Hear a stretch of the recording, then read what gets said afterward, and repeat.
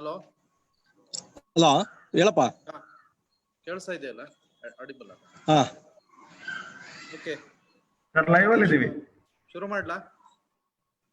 Yes, we are in live. I can start. Yeah, go ahead.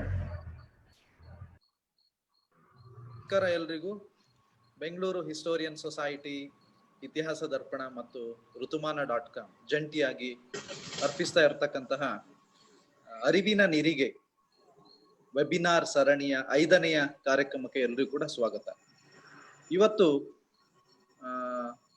ನಮ್ಮ ಜೊತೆ ಇದ್ದಾರೆ doctor S Rashmi ಅವರು ಬೆಂಗಳೂರಿನ ಯುವ ಸಂಶೋಧಕಿ, ಆಧುನಿಕ ಮತ್ತು ಸಮಕಾಲೀನ ಕರ್ನಾಟಕದ ಚರಿತ್ರೆ ಇವರ ಸಂಶೋಧನಾ ಕ್ಷೇತ್ರ. ಬೆಂಗಳೂರು ಯೂನಿವರ್ಸಿಟಿಯಲ್ಲಿ ಹಿಸ್ಟ್ರಿ ಸ್ನಾತಕೋತ್ತರ ಪದವಿಯನ್ನ ಪೂರೈಸಿ, MA ಪೂರೈಸಿ, ಕನ್ನಡ ಯೂನಿವರ್ಸಿಟಿ ಹಂಪಿಯಲ್ಲಿ ಅವರು ಕರ್ನಾಟಕದಲ್ಲಿ ತುರ್ತು ಪರಿಸ್ಥಿತಿ, ಪ್ರಭಾವ ಮತ್ತು ಪರಿಣಾಮಗಳು ಎಂಬ ವಿಷಯದ ಕುರಿತು ಪ್ರೊಫೆಸರ್ ವಿಜಯ್ ಪೂರ್ಣಚ ತಮ್ಮಂಡ ಅವರ ಮಾರ್ಗದರ್ಶನದಲ್ಲಿ ತಮ್ಮ PhD ಪದವಿಯನ್ನ ಪೂರೈಸಿದ್ದಾರೆ. ಸುಮಾರು ಇದಲ್ಲದೆ ಹಂಪಿಯ ಕನ್ನಡ ಯೂನಿವರ್ಸಿಟಿಯಿಂದ ಶಾಸನ ಶಾಸ್ತ್ರದಲ್ಲಿ ಎಫಿಗ್ರಫಿಯಲ್ಲಿ ಕೂಡ ಡಿಪ್ಲೊಮಾ ಪದವಿಯನ್ನು ಕೂಡ ಪಡೆದಿದ್ದಾರೆ. 2004 ಮತ್ತು 2008ರವರೆಗೆ ಸರಿಸುಮಾರು 4 ವರ್ಷ ತುಮಕೂರು ವಿಶ್ವವಿದ್ಯಾನಿಲಯದ ಯೂನಿವರ್ಸಿಟಿ ಕಾಲೇಜಿನ ಚರಿತ್ರೆ ವಿಭಾಗದಲ್ಲಿ ಉಪನ್ಯಾಸಕರಾಗಿ ಸೇವೆ ಸಲ್ಲಿಸಿದ್ದಾರೆ. ಇವರು 2 ಇಂಪಾರ್ಟೆಂಟ್ ಆದ ಕೃತಿಗಳನ್ನ ಪ್ರಕಟಿಸಿದ್ದಾರೆ. ಒಂದು 2010ರಲ್ಲಿ ಗೋಪಾಲಕೃಷ್ಣ ಗೋಖಲೆ ಅವರನ್ನ ಕುರಿತು ಬೆಂಗಳೂರಿನ ಚೈತ್ರ ಪ್ರಕಾಶನ ಇವರ ಕೃತಿಯನ್ನ ಪ್ರಕಟಿಸಿದೆ. ಇದಲ್ಲದೆ ಬಹುಶಃ ಇನ್ನೊಂದು ತುಂಬಾ ಕಾಂಪಿಟೆಂಟ್ ಆದ ಕೃತಿ ಅಂದ್ರೆ ಅವರ PhD ಕೃತಿ, ಅದು ಕರ್ನಾಟಕದಲ್ಲಿ ತುರ್ತು ಪರಿಸ್ಥಿತಿ, ಪ್ರಭಾವ ಮತ್ತು ಪರಿಣಾಮ ಎನ್ನುವ ಶೀರ್ಷಿಕೆಯಲ್ಲಿ ಕರ್ನಾಟಕದ ಪ್ರತಿಷ್ಠಿತ ಪ್ರಕಾಶನ ಸಂಸ್ಥೆ ಬೆಂಗಳೂರಿನ ಅಭಿನವ ಸಂಸ್ಥೆ ಏನಿದೆ ಅದು ಅದನ್ನ ಈ ಕೃತಿಯನ್ನ ಪಬ್ಲಿಷ್ ಮಾಡಿದೆ.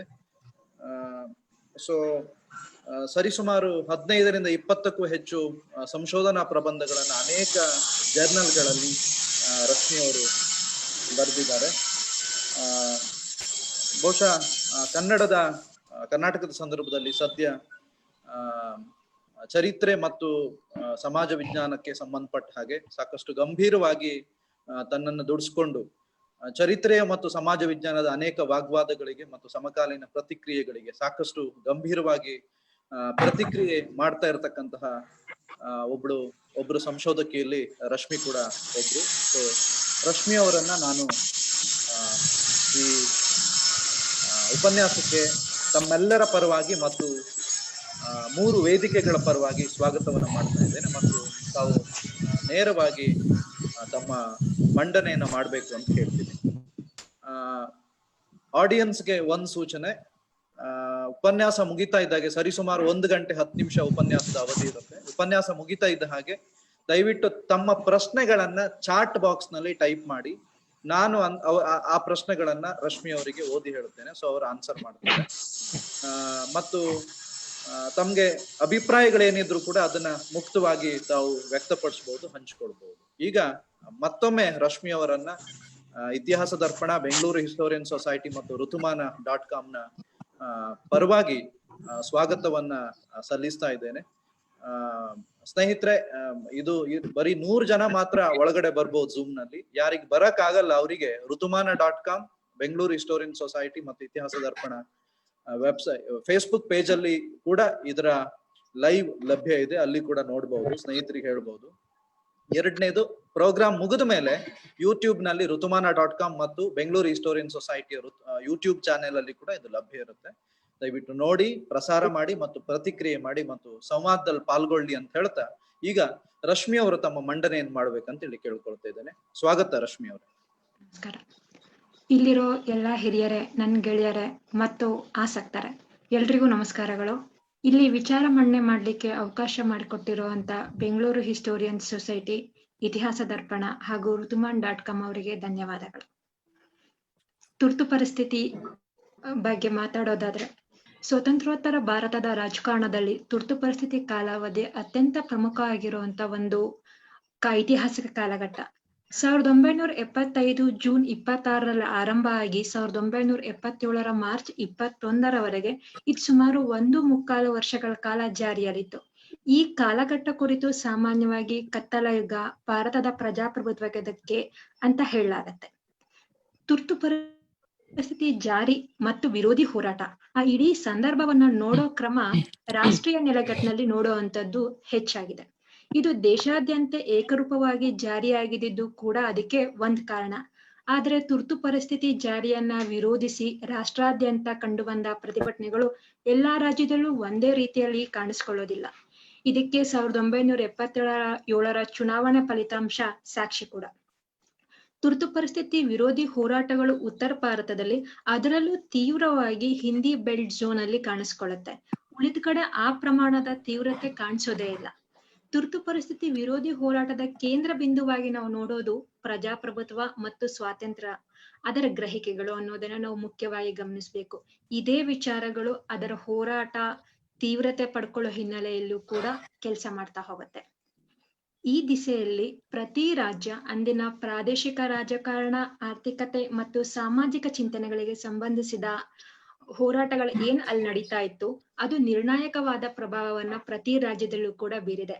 ಹಾಗೆ ಇದು ಮುಂದಿನ ದಿನಗಳಲ್ಲಿ ರಾಷ್ಟ್ರಾದ್ಯಂತ ಪ್ರಾದೇಶಿಕ ರಾಜಕಾರಣದಲ್ಲಿ ಉಂಟಾದ ಮಹತ್ವದ ತಿರುವಿಗೂ ಕೂಡ ಕಾರಣ ಆಗತ್ತೆ.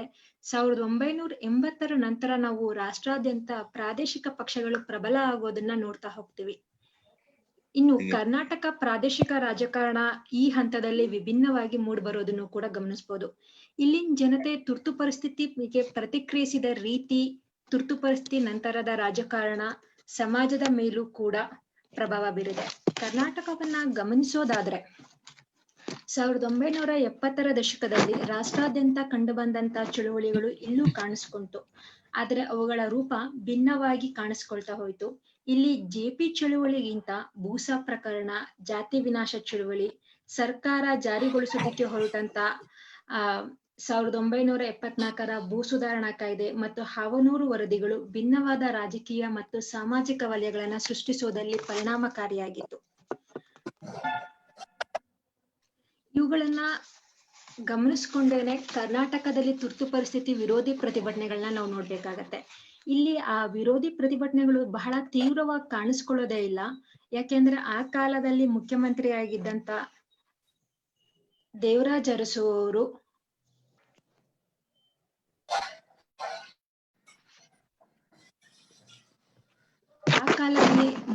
ಮುಖ್ಯಮಂತ್ರಿ ಆಗಿದ್ದಂತ ದೇವರಾಜ ಅರಸು ಅವರ ಆಡಳಿತದಲ್ಲಿ ಕಂಡು ಬಂದಂತ ಪ್ರಮುಖ ರಾಜಕೀಯ, ಸಾಮಾಜಿಕ, ಆರ್ಥಿಕ ನೀತಿಗಳ ಪ್ರಭಾವ ಇದಕ್ಕೆ ಕಾರಣ ಅಂತ ಹೇಳ್ಬೋದು.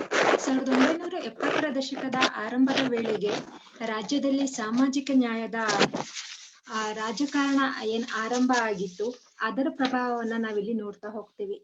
ತುರ್ತು ಪರಿಸ್ಥಿತಿಯನ್ನ ನೋಡುವಂತ ಕ್ರಮ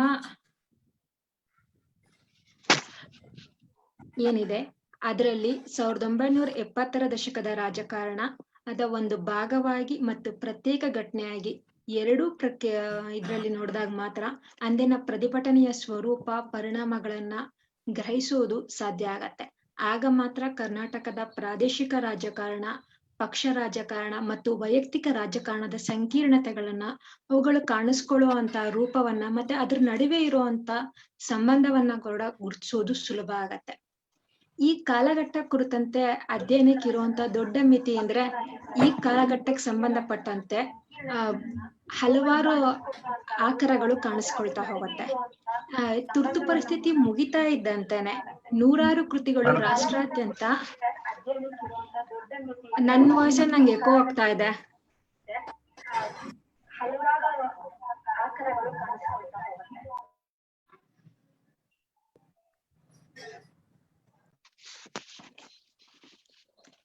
ತುರ್ತು ಪರಿಸ್ಥಿತಿ ಮುಗಿತಿದ್ದಂತೆ ರಾಷ್ಟ್ರಾದ್ಯಂತ ಅನೇಕ ಭಾಷೆಗಳಲ್ಲಿ ನೂರಾರು ಕೃತಿಗಳ ರಚನೆ ಆಗಿದೆ. ಇದಲ್ಲದೆ ಸರ್ಕಾರಿ ದಾಖಲಾತಿಗಳಿದೆ, ವಿಚಾರಣಾ ಸಮಿತಿಗಳ ವರದಿಗಳಿದಾವೆ, ದಿನಪತ್ರಿಕೆ, ವಾರಪತ್ರಿಕೆ, ನಿಯತಕಾಲಿಕಗಳ ವರದಿ, ಲೇಖನಗಳು, ಸಾಕ್ಷ್ಯಚಿತ್ರ, ವಾಣಿಜ್ಯ ಚಿತ್ರ, ಇನ್ನು ಹಲವಾರು ಬಗೆಯಲ್ಲಿ ಆಕಾರಗಳು ಸಿಗ್ತಾ ಹೋಗುತ್ತೆ. ನಿಮ್ಮ ವಿಡಿಯೋ ಅನ್ಮ್ಯೂಟ್ ಆಗಿದೆ, ಒಂಚೂರು ವಿಡಿಯೋ ಸ್ಟಾರ್ಟ್ ಮಾಡ್ತೀರಾ?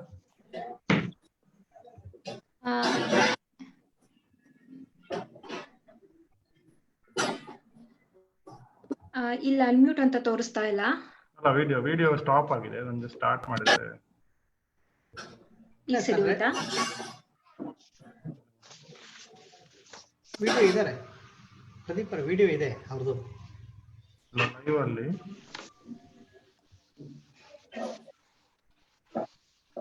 ಹಲೋ, ಈಗ ಸರಿ ಹೋಯ್ತಾ? ಇಲ್ಲ, one second.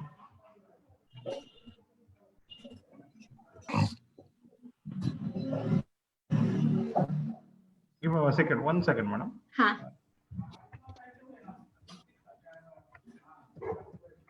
Rashmi.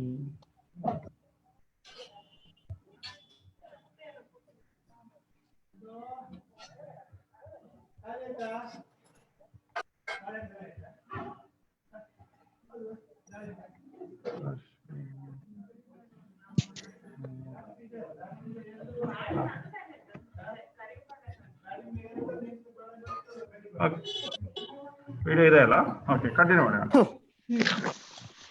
ಜೊತೆಗೆ ಇದು ಪ್ರಸ್ತುತ ರಾಜಕಾರಣದಲ್ಲೂ ಕೂಡ ತನ್ನ ಬೇರುಗಳನ್ನ ಹೊಂದಿರೋದು. ತುರ್ತು ಪರಿಸ್ಥಿತಿ ವಿರೋಧಿ ಹೋರಾಟ ಮತ್ತು ಅದರ ರಾಜಕೀಯ ಪರಿಣಾಮಗಳು ಇನ್ನೂ ಜೀವಂತ ನೆನಪುಗಳಾಗಿರುವಂತ ಆ ಕಾಲಘಟ್ಟದ ವಿವಿಧ ಮಗ್ಗಲುಗಳನ್ನ ವಿಶಾಲವಾಗಿ ಗುರುತಿಸಬೇಕಾಗಿರೋದು.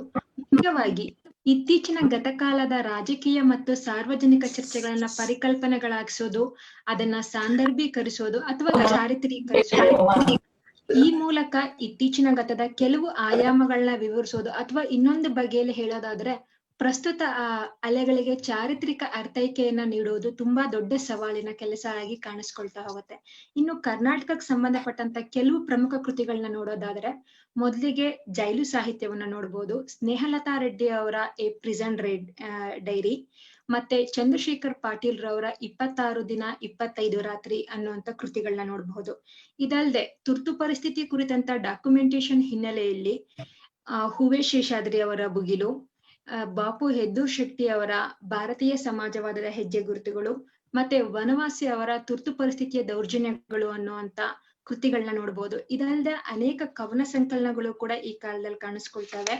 ಅವುಗಳಲ್ಲಿ ಬಹಳ ಮುಖ್ಯವಾಗಿರೋದು ಅಂದ್ರೆ ಚಂಪಾ ಅವರ ಜೂನ್ 75 ಮಾರ್ಚ್ 77, ಅವ್ರದೇನೆ ಗಾಂಧಿ, ಅದಲ್ಲದೆ ಪರಿಸ್ಥಿತಿಯ 20 ಮತ್ತು 5 ಕವಿತೆ, ಕಪ್ಪು ಚಿನ್ನರ ಕೆಂಪು ಕಾವ್ಯ, ಹಾಗೆ ಕಿರಂ ನಾಗರಾಜ್ ಅವರ ಆಪತ್ಕಾಲೀನ ಕವಿತೆಗಳನ್ನ ನೋಡ್ಬೋದು. ಈ ಎಲ್ಲಾ ಸಾಹಿತ್ಯವನ್ನ ನೋಡಿದಾಗ ಕಾಣಿಸ್ಕೊಳ್ಳುವಂತ ಕೆಲವು ಸಾಮಾನ್ಯ ವಿಚಾರಗಳು ಅಂದ್ರೆ 1970 ತನಕ ತುರ್ತು ಪರಿಸ್ಥಿತಿ ವಿರೋಧಿ ಕೃತಿಗಳಲ್ಲೆಲ್ಲ ಕಾಣಿಸ್ಕೊಳ್ಳುವಂತ ಸಾಮಾನ್ಯ ಅಂಶಗಳು ಆ ಸಂದರ್ಭದ ಆಡಳಿತ ಮತ್ತು ರಾಜಕಾರಣದ ಅತಿರೇಕವನ್ನ ವರ್ಣಿಸ್ತಾ ಹೋಗ್ತವೆ.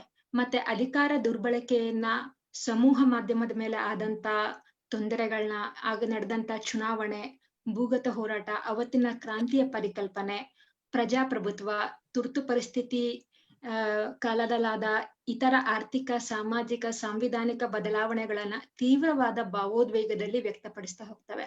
ಅದ್ರ ಜೊತೆಗೆ ಅಂಕಿ ಅಂಶಗಳ ಮೂಲಕ ಮತ್ತೆ ಇತರ ದಾಖಲೆಗಳನ್ನ ಒದಗಿಸುವ ಮೂಲಕ ಅವರು ಕೊಡ್ತಾ ಇರುವಂತ ಘಟನೆಗಳ ವಿವರಣೆಗೆ ಖಚಿತತೆಯನ್ನ ನೀಡುವಂತ ಕೆಲಸವನ್ನ ಮಾಡ್ತಾ ಹೋಗ್ತಾರೆ. ಹಿಂದಿ ಮತ್ತು ಇಂಗ್ಲಿಷ್ ನಲ್ಲಿ ಈ ಸಂಬಂಧಪಟ್ಟಂತೆ ಹೆಚ್ಚು ಕೃತಿಗಳು ಕಾಣಿಸ್ಕೊಳ್ತಾ ಹೋಗ್ತವೆ. ಕನ್ನಡ ಭಾಷೆಯಲ್ಲಿ ಬಹಳ ಕಾಣಿಸ್ಕೊಳ್ಳುವಂತ ಕೃತಿಯಲ್ಲೂ ಕೂಡ ಇದನ್ನೇ ನಾವು ಕಾಣಬಹುದು.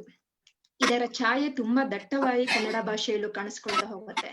ಕರ್ನಾಟಕದ ಭೂಗತ ಹೋರಾಟಕ್ಕೆ ಸಂಬಂಧಿಸಿದಂತೆ ಇಲ್ಲಿವರೆಗೆ ಬಂದಿರುವಂತ ಬಹುತೇಕ ಎಲ್ಲ ಕೃತಿಗಳಲ್ಲಿ ಕಾಣಿಸ್ಕೊಳ್ಳುವಂತ ಒಂದು ಅಂಶ ಅಂದ್ರೆ ಹೂವೆ ಶೇಷಾದ್ರಿ ಅವರ ಬುಗಿಲು ಕೃತಿಯಲ್ಲಿರುವಂತ ಅಂಕಿ ಅಂಶಗಳನ್ನೇ ಮತ್ತೆ ಮತ್ತೆ ಬಳಸ್ಕೊಂಡಿರೋದು. ಆದ್ರೆ ಆ ಕೃತಿಯಲ್ಲಿರೋ ಅಂಕಿ ಅಂಶವನ್ನ ಪರಿಶೀಲಿಸೋದಿಕ್ಕೆ ನಮಗ್ ಬೇರೆ ಯಾವುದೇ ರೀತಿಯಂತ ಆಕರಗಳು ಸಿಗೋದೇ ಇಲ್ಲ. ಒಟ್ನಲ್ಲಿ ಇದನ್ನ ಹೇಗ್ ನೋಡಬಹುದು ಅಂದ್ರೆ ಒಂದು ಸುವ್ಯವಸ್ಥಿತವಾದ ಭೂಗತ ಚಾಲ ಇತ್ತು, ಅದು ಹೋರಾಟವನ್ನ ನಡೆಸ್ತಿತ್ತು ಅಂತ ನೋಡ್ಬೋದು. ಆದ್ರೆ ಅಲ್ಲಿರೋ ಅಂಕಿ ಅಂಶಗಳನ್ನ ಆಸ್ ಇಟ್ ಈಸ್ ಒಪ್ಕೊಳ್ಳೋದಿಕ್ಕೆ ಸಾಧ್ಯ ಆಗೋದಿಲ್ಲ.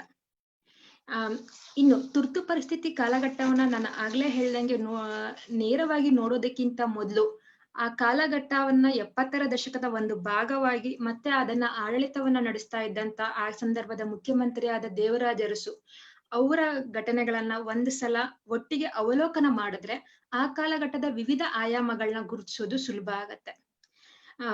ಭಾರತವನ್ನ ಆ ಸಂದರ್ಭದಲ್ಲಿ ಗಮನಿಸೋದಾದ್ರೆ 1971ರ ಲೋಕಸಭಾ ಚುನಾವಣೆಯಲ್ಲಿ ಕಾಂಗ್ರೆಸ್ ವಿಜೃಂಭಣೆಯಿಂದ ಗೆದ್ದು ಬಂದಿರುತ್ತೆ. ಆದ್ರೆ ಆ ನಂತರ ತಕ್ಷಣನೇ ಅದರ ಬಗೆಗಿನ ಎಲ್ಲ ಭರವಸೆಗಳು ಕೂಡ ಕರಗೋದಕ್ ಶುರು ಆಗಿರುತ್ತೆ. ಜನರಲ್ಲಿ ಅಸಮಾಧಾನ ಅನ್ನೋದು ದಿನೇ ದಿನೇ ಹೆಚ್ಚಾಗ್ತಾ ಇದ್ದು ಬಂದ್, ಮುಷ್ಕರ, ಗೇರಾವ್ ಮತ್ತಿತರಗಳು ಅಧಿಕಗೊಳ್ತಾ ಹೋಗ್ತಾ ಇರ್ತವೆ. 1974 ಹೊತ್ತಿಗೆ ಇದೆಲ್ಲವೂ ಸೇರ್ಕೊಂಡು ಜಯಪ್ರಕಾಶ್ ನಾರಾಯಣ ಅವರ ನೇತೃತ್ವದಲ್ಲಿ ಜೆಪಿ ಚಳುವಳಿಯಾಗಿ ರೂಪುಗೊಳ್ಳುತ್ತೆ. ಆ ಚಳುವಳಿ ತೀವ್ರತೆಯನ್ನ ಹೊಂದುತ್ತಾ ಇರುವಂತ ಸಂದರ್ಭದಲ್ಲೇ 1975 ಜೂನ್ ನಲ್ಲಿ ಅಲಹಾಬಾದ್ ಹೈಕೋರ್ಟ್ ತುರ್ತು ಪರಿಸ್ಥಿತಿ ಇಂದಿರಾ ಗಾಂಧಿ ಅವರ ವಿರುದ್ಧ ತೀರ್ಪನ್ನ ನೀಡುತ್ತೆ. ಆ ತೀರ್ಪು ತಕ್ಷಣ ತುರ್ತು ಪರಿಸ್ಥಿತಿ ಜಾರಿಯಾಗೋದಿಕ್ಕೆ ಕಾರಣ ಆಗತ್ತೆ.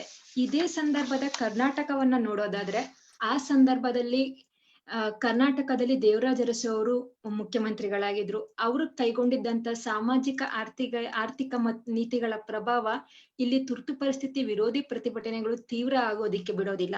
ಮತ್ತೆ 1970ರ ದಶಕದ ಆರಂಭದ ವೇಳೆಗೆ ರಾಜ್ಯದಲ್ಲಿ ಸಾಮಾಜಿಕ ರಾಜಕಾರಣದ ಒಂದು ಹೊಸ ಅಲೆ ಆರಂಭ ಆಗಿತ್ತು. ಅದು ಸಾಮಾಜಿಕ ತಳಹದಿಯ ಮೇಲೆ ನಾಯಕತ್ವವನ್ನ ರೂಪಿಸುವಂತ ಪ್ರಯತ್ನದ ಭಾಗವಾಗಿ ಹಿಂದುಳಿದ ಸಮುದಾಯದ ಜನರನ್ನ ರಾಜಕಾರಣದ ನೆಲೆಯಲ್ಲಿ ಒಂದುಗೂಡಿಸುವಂತ ಕೆಲಸ ಕೂಡ ಮಾಡ್ತಾ ಇತ್ತು. ಅರಸು ಅವರ ಸಾಮಾಜಿಕ ನ್ಯಾಯದ ಪರಿಕಲ್ಪನೆ ವಿವಿಧ ಮುಖಗಳು ಏನಿದಾವೆ ಆಗ ಆರಂಭ ಆಗಿದ್ದು ಅದು ಈಗ್ಲೂ ಕೂಡ ಕಾಣಿಸ್ಕೊಳ್ಳೋದನ್ನ ನಾವು ನೋಡಬಹುದು. 1972ರಲ್ಲಿ ಕರ್ನಾಟಕದಲ್ಲಿ ವಿಧಾನಸಭಾ ಚುನಾವಣೆ ಆಗಿ ಆ ಸಂದರ್ಭದಲ್ಲಿ ಒಂದು ಹೊಸ ಅಲೆಯನ್ನ ನಾವು ನೋಡ್ಬೋದು. ಅರಸು ಅವರು ಆ ಸಂದರ್ಭದಲ್ಲಿ ಪ್ರಬಲ ಜಾತಿಗಳ ರಾಜಕೀಯವನ್ನ ಬೆಳವಣಿಗೆಯಲ್ಲಿ ಸ್ಥಿತ್ಯಂತರವನ್ನ ಮಾಡ್ತಾರೆ. ಅಲ್ಲಿವರೆಗೆ ಲಿಂಗಾಯತರು ಮತ್ತೆ ಒಕ್ಕಲಿಗ ಸಮುದಾಯಗಳ ಪ್ರಾಧಾನ್ಯತೆಯನ್ನ ನೋಡಿದ್ರೆ ಇದರ ದಿಕ್ಕು ಬದಲಾಗಿ ಅಲ್ಲಿ ವರ್ಗಗಳು, ದಲಿತರು, ಅಲ್ಪಸಂಖ್ಯಾತರು ಆಡಳಿತದಲ್ಲಿ ಪಾಲ್ಗೊಳ್ಳುವಂತದ್ದು ಇದಕ್ಕೆ ಹೆಚ್ಚಿನ ಅವಕಾಶವನ್ನ ಮಾಡ್ಕೊಡ್ತಾರೆ. ಇದರಿಂದ ಅಧಿಕಾರ ವಿಕೇಂದ್ರೀಕರಣದ ಪ್ರಕ್ರಿಯೆ ಅರಸರ ಕಾಲದಲ್ಲಿ ಆರಂಭ ಆಗತ್ತೆ. ಮತ್ತೊಂದು ರೀತಿಯಲ್ಲಿ ಇದು ಪ್ರಜಾಪ್ರಭುತ್ವದ ವಿಸ್ತರಣೆ ಕೂಡ ಆಗಿತ್ತು. ಇದಕ್ಕೆ ಪೂರಕವಾಗಿಯೇ ಸಮಕಾಲೀನವಾಗಿ ಕೈಗೊಂಡಂತ ಆರ್ಥಿಕ ಸಾಮಾಜಿಕ ಕಾರ್ಯಕ್ರಮಗಳು ಸಹ ಸಮಾಜದೊಳಗೆ ಹೊಸ ಚಲನೆಗೆ ಕಾರಣ ಆಗತ್ತೆ. ಈ ದಿಸೆಯಲ್ಲಿ ಭೂ ಸುಧಾರಣಾ ಕಾಯ್ದೆ, ಹಾವನೂರು ವರದಿ ಜಾರಿ ಮತ್ತೆ 20 ಅಂಶಗಳ ಕಾರ್ಯಕ್ರಮವನ್ನ ನೋಡ್ಬೋದು. ಇದು ಬಹುಸಂಖ್ಯಾತರ ಅಥವಾ ತಳ ಸಮುದಾಯದ ಜನರ ಮನಸ್ಸನ್ನ ಗೆಲ್ಲೋದಕ್ಕೆ ಸಹಕಾರಿಯಾಗಿತ್ತು. ಆ ಸಂದರ್ಭದ ರಾಷ್ಟ್ರ ರಾಜಕಾರಣವನ್ನ ಗಮನಿಸಿದಾಗ ಅರಸು ಅವರ ಸರ್ಕಾರ ತಂದಂತ ಕಾರ್ಯಕ್ರಮಗಳು ಸಂಪೂರ್ಣ ಹೊಸದಾಗಿ ಏನಿರ್ಲಿಲ್ಲ. ಕೇಂದ್ರ ಸರ್ಕಾರದಲ್ಲಿ ಇದ್ದಂತ ಕಾರ್ಯಕ್ರಮಗಳನ್ನೇ ಅವು ಹೆಚ್ಚಿನ ಉತ್ತಮ ರೀತಿಯಲ್ಲಿ ಇಲ್ಲಿ ಅನುಷ್ಠಾನ ಮಾಡುವಂತ ಕೆಲಸವನ್ನ ಅರಸು ಅವರು ಮಾಡಿರ್ತಾರೆ. ಇದು ಇಲ್ಲಿರುವಂತ ಪ್ರಗತಿಪರ ಹೋರಾಟಗಾರರು ಏನಿದ್ರು ಆ ಸಂದರ್ಭದಲ್ಲಿ ಅವರ ಮನಸ್ಸನ್ನ ಗೆದ್ದಿತ್ತು. ಜೊತೆಗೆ ಪ್ರಾದೇಶಿಕವಾಗಿ ಕಾಂಗ್ರೆಸ್ ಪಕ್ಷ ಕೂಡ ಪ್ರಬಲ ಆಗೋದಿಕ್ಕೆ ಅದು ಸಹಕಾರಿಯಾಗತ್ತೆ. ಇದೇ ಸಂದರ್ಭದಲ್ಲಿ ಬಂದಂತ ಹಾವನೂರು ವರದಿ ಜಾರಿ ಮತ್ತು ಹಿಂದುಳಿದ ವರ್ಗಗಳ ಕಲ್ಯಾಣಕ್ಕಾಗಿ ಕೈಗೊಂಡ ಕಾರ್ಯಕ್ರಮಗಳು ಕೂಡ ಸಾಮಾಜಿಕ ನ್ಯಾಯದ ರಾಜಕಾರಣಕ್ಕೆ ಹೊಸ ಆಯಾಮ ನೀಡುತ್ತೆ. ಕರ್ನಾಟಕದ ಪ್ರಾದೇಶಿಕ ರಾಜಕಾರಣದಲ್ಲಿ ಹಿಂದುಳಿದ ವರ್ಗಗಳು ಹೊಸ ಸ್ವಾತಂತ್ರ್ಯ ಪಡೆಯೋದಿಕ್ಕೆ, ಅದರಲ್ಲೂ ವಿಶೇಷಿತವಾಗಿ ಸಂಘಟಿತರಾಗಲು ಅವ್ರಿಗೆ ಬೇಕಾದ ಬೇಡಿಕೆಗಳನ್ನ ಪೂರೈಸ್ಕೊಳ್ಳೋದಿಕ್ಕೆ ಸರ್ಕಾರದ ಮೇಲೆ ಒತ್ತಡ ಹಾಕೋದಿಕ್ಕೆ ಸಾಧ್ಯ ಆಗತ್ತೆ. ಇದು ರಾಜಕೀಯ ಮತ್ತು ಸಾಮಾಜಿಕ ಹಕ್ಕುಗಳಿಂದ ಹಿಂದೆ ಉಳಿದಿದ್ದ ಒಂದು ವಿಶಾಲವಾದ ಸಮುದಾಯ ಏನಿತ್ತು ಅವರಲ್ಲಿ ರಾಜಕೀಯ ಪ್ರಜ್ಞೆ ಬೆಳೆಸೋ ಕೆಲಸ ಮತ್ತೆ ಅವರಿಗೆ ಅವುಗಳನ್ನ ಒದಗಿಸ್ಕೊಡುವಂತ ಕೆಲಸವನ್ನು ಕೂಡ ಮಾಡತ್ತೆ. ಇದರ ಪರಿಣಾಮವಾಗಿ ಮುಂದಿನ ಕಾಲದಲ್ಲಿ ಕಾಂಗ್ರೆಸ್ ಪಕ್ಷ ಅಷ್ಟೇ ಅಲ್ಲ, ಯಾವುದೇ ಪಕ್ಷ ಕೂಡ ಆಡಳಿತಕ್ಕೆ ಬಂದ್ರು ಅರಸು ಅವರು ಹಾಕಿಕೊಟ್ಟಂತ ಈ ಸೂತ್ರ ಏನಿದೆ ಅದನ್ನ ಸಂಪೂರ್ಣವಾಗಿ ತೆಗೆದು ಹಾಕೋದಿಕ್ಕೆ ಸಾಧ್ಯ ಆಗದೆ ಇರುವಂತ ಒಂದು ವಾತಾವರಣವನ್ನ ನಿರ್ಮಾಣ ಮಾಡುತ್ತೆ. ಈ ಮಧ್ಯದಲ್ಲೇ ಕರ್ನಾಟಕ ನಾಮಕರಣ ಮತ್ತೆ ಕನ್ನಡ ಭಾಷೆಯನ್ನ ಆಡಳಿತ ಭಾಷೆಯಾಗಿ ಜಾರಿಗೊಳಿಸಿದ್ದು ಸಹ ಕನ್ನಡ ಭಾಷಾ ಹೋರಾಟಗಾರರನ್ನ ಪ್ರಸನ್ನಗೊಳಿಸಿತ್ತು. ಇನ್ನು ಇವುಗಳ ಮಧ್ಯ ತುರ್ತು ಪರಿಸ್ಥಿತಿ ಪೂರ್ವದಲ್ಲಿ ನಡೆದಂತ ಜೆಪಿ ಚಳುವಳಿ ಏನಿದೆ ಅದನ್ನ ನೋಡೋದಾದ್ರೆ, ಜೆಪಿ ಚಳುವಳಿ ಆರಂಭವಾದ ಸಂದರ್ಭದಲ್ಲಿ ಅದರಲ್ಲಿ ಸರ್ವೋದಯವಾದಿ ಸಮಾಜವಾದಿಗಳ ಪಾಲ್ಗೊಳ್ಳಿಕೆ ಜಾಸ್ತಿ ಇತ್ತು ಆರಂಭದಲ್ಲಿ. ಕ್ರಮೇಣ ಇದರಲ್ಲಿ ಇತರ ವಿರೋಧ ಪಕ್ಷಗಳಾದಂತ RSS ಮತ್ತೆ ಸಮಾನ ಮನಸ್ಕ ಗುಂಪುಗಳು, ಸಂಸ್ಥಾ ಕಾಂಗ್ರೆಸ್, ಸ್ವತಂತ್ರ ಪಕ್ಷ ಮೊದಲಾದ ಘಟಕಗಳ ಕೂಡ ಪಾಲ್ಗೊಳ್ಳುವುದು ಹೆಚ್ಚಾಗ್ತಾ ಹೋಗುತ್ತೆ. ಈ ಪಕ್ಷಗಳು ಭೂ ಸುಧಾರಣಾ ನೀತಿ, ಸಾಮಾಜಿಕ ಆರ್ಥಿಕ ಕಾರ್ಯಕ್ರಮಗಳ ಕುರಿತು ತಮ್ಮದೇ ಆದಂತ ಭಿನ್ನ ನಿಲುವನ್ನ ಹೊಂದಿದ್ದನ್ನ ನಾವು ನೋಡ್ಬೋದು. ರಾಜ್ಯದಲ್ಲೂ ಕೂಡ ಇದೇ ಬೆಳವಣಿಗೆಯನ್ನ ನಾವು ಕಾಣ್ತೀವಿ. ಹಾಗೇನೇನೆ ರಾಜ್ಯದಲ್ಲಿ ಈ ಹೋರಾಟಗಳಿಗೆ ಪೂರಕವಾಗಿ ಪ್ರತಿಕ್ರಿಯೆ ಕಾಣಿಸ್ಕೊಂಡ್ರು ಕೂಡ ತುಂಬಾ ವ್ಯಾಪಕವಾಗಿ ಜೆಪಿ ಚಳುವಳಿ ಹರಡೋದಿಲ್ಲ.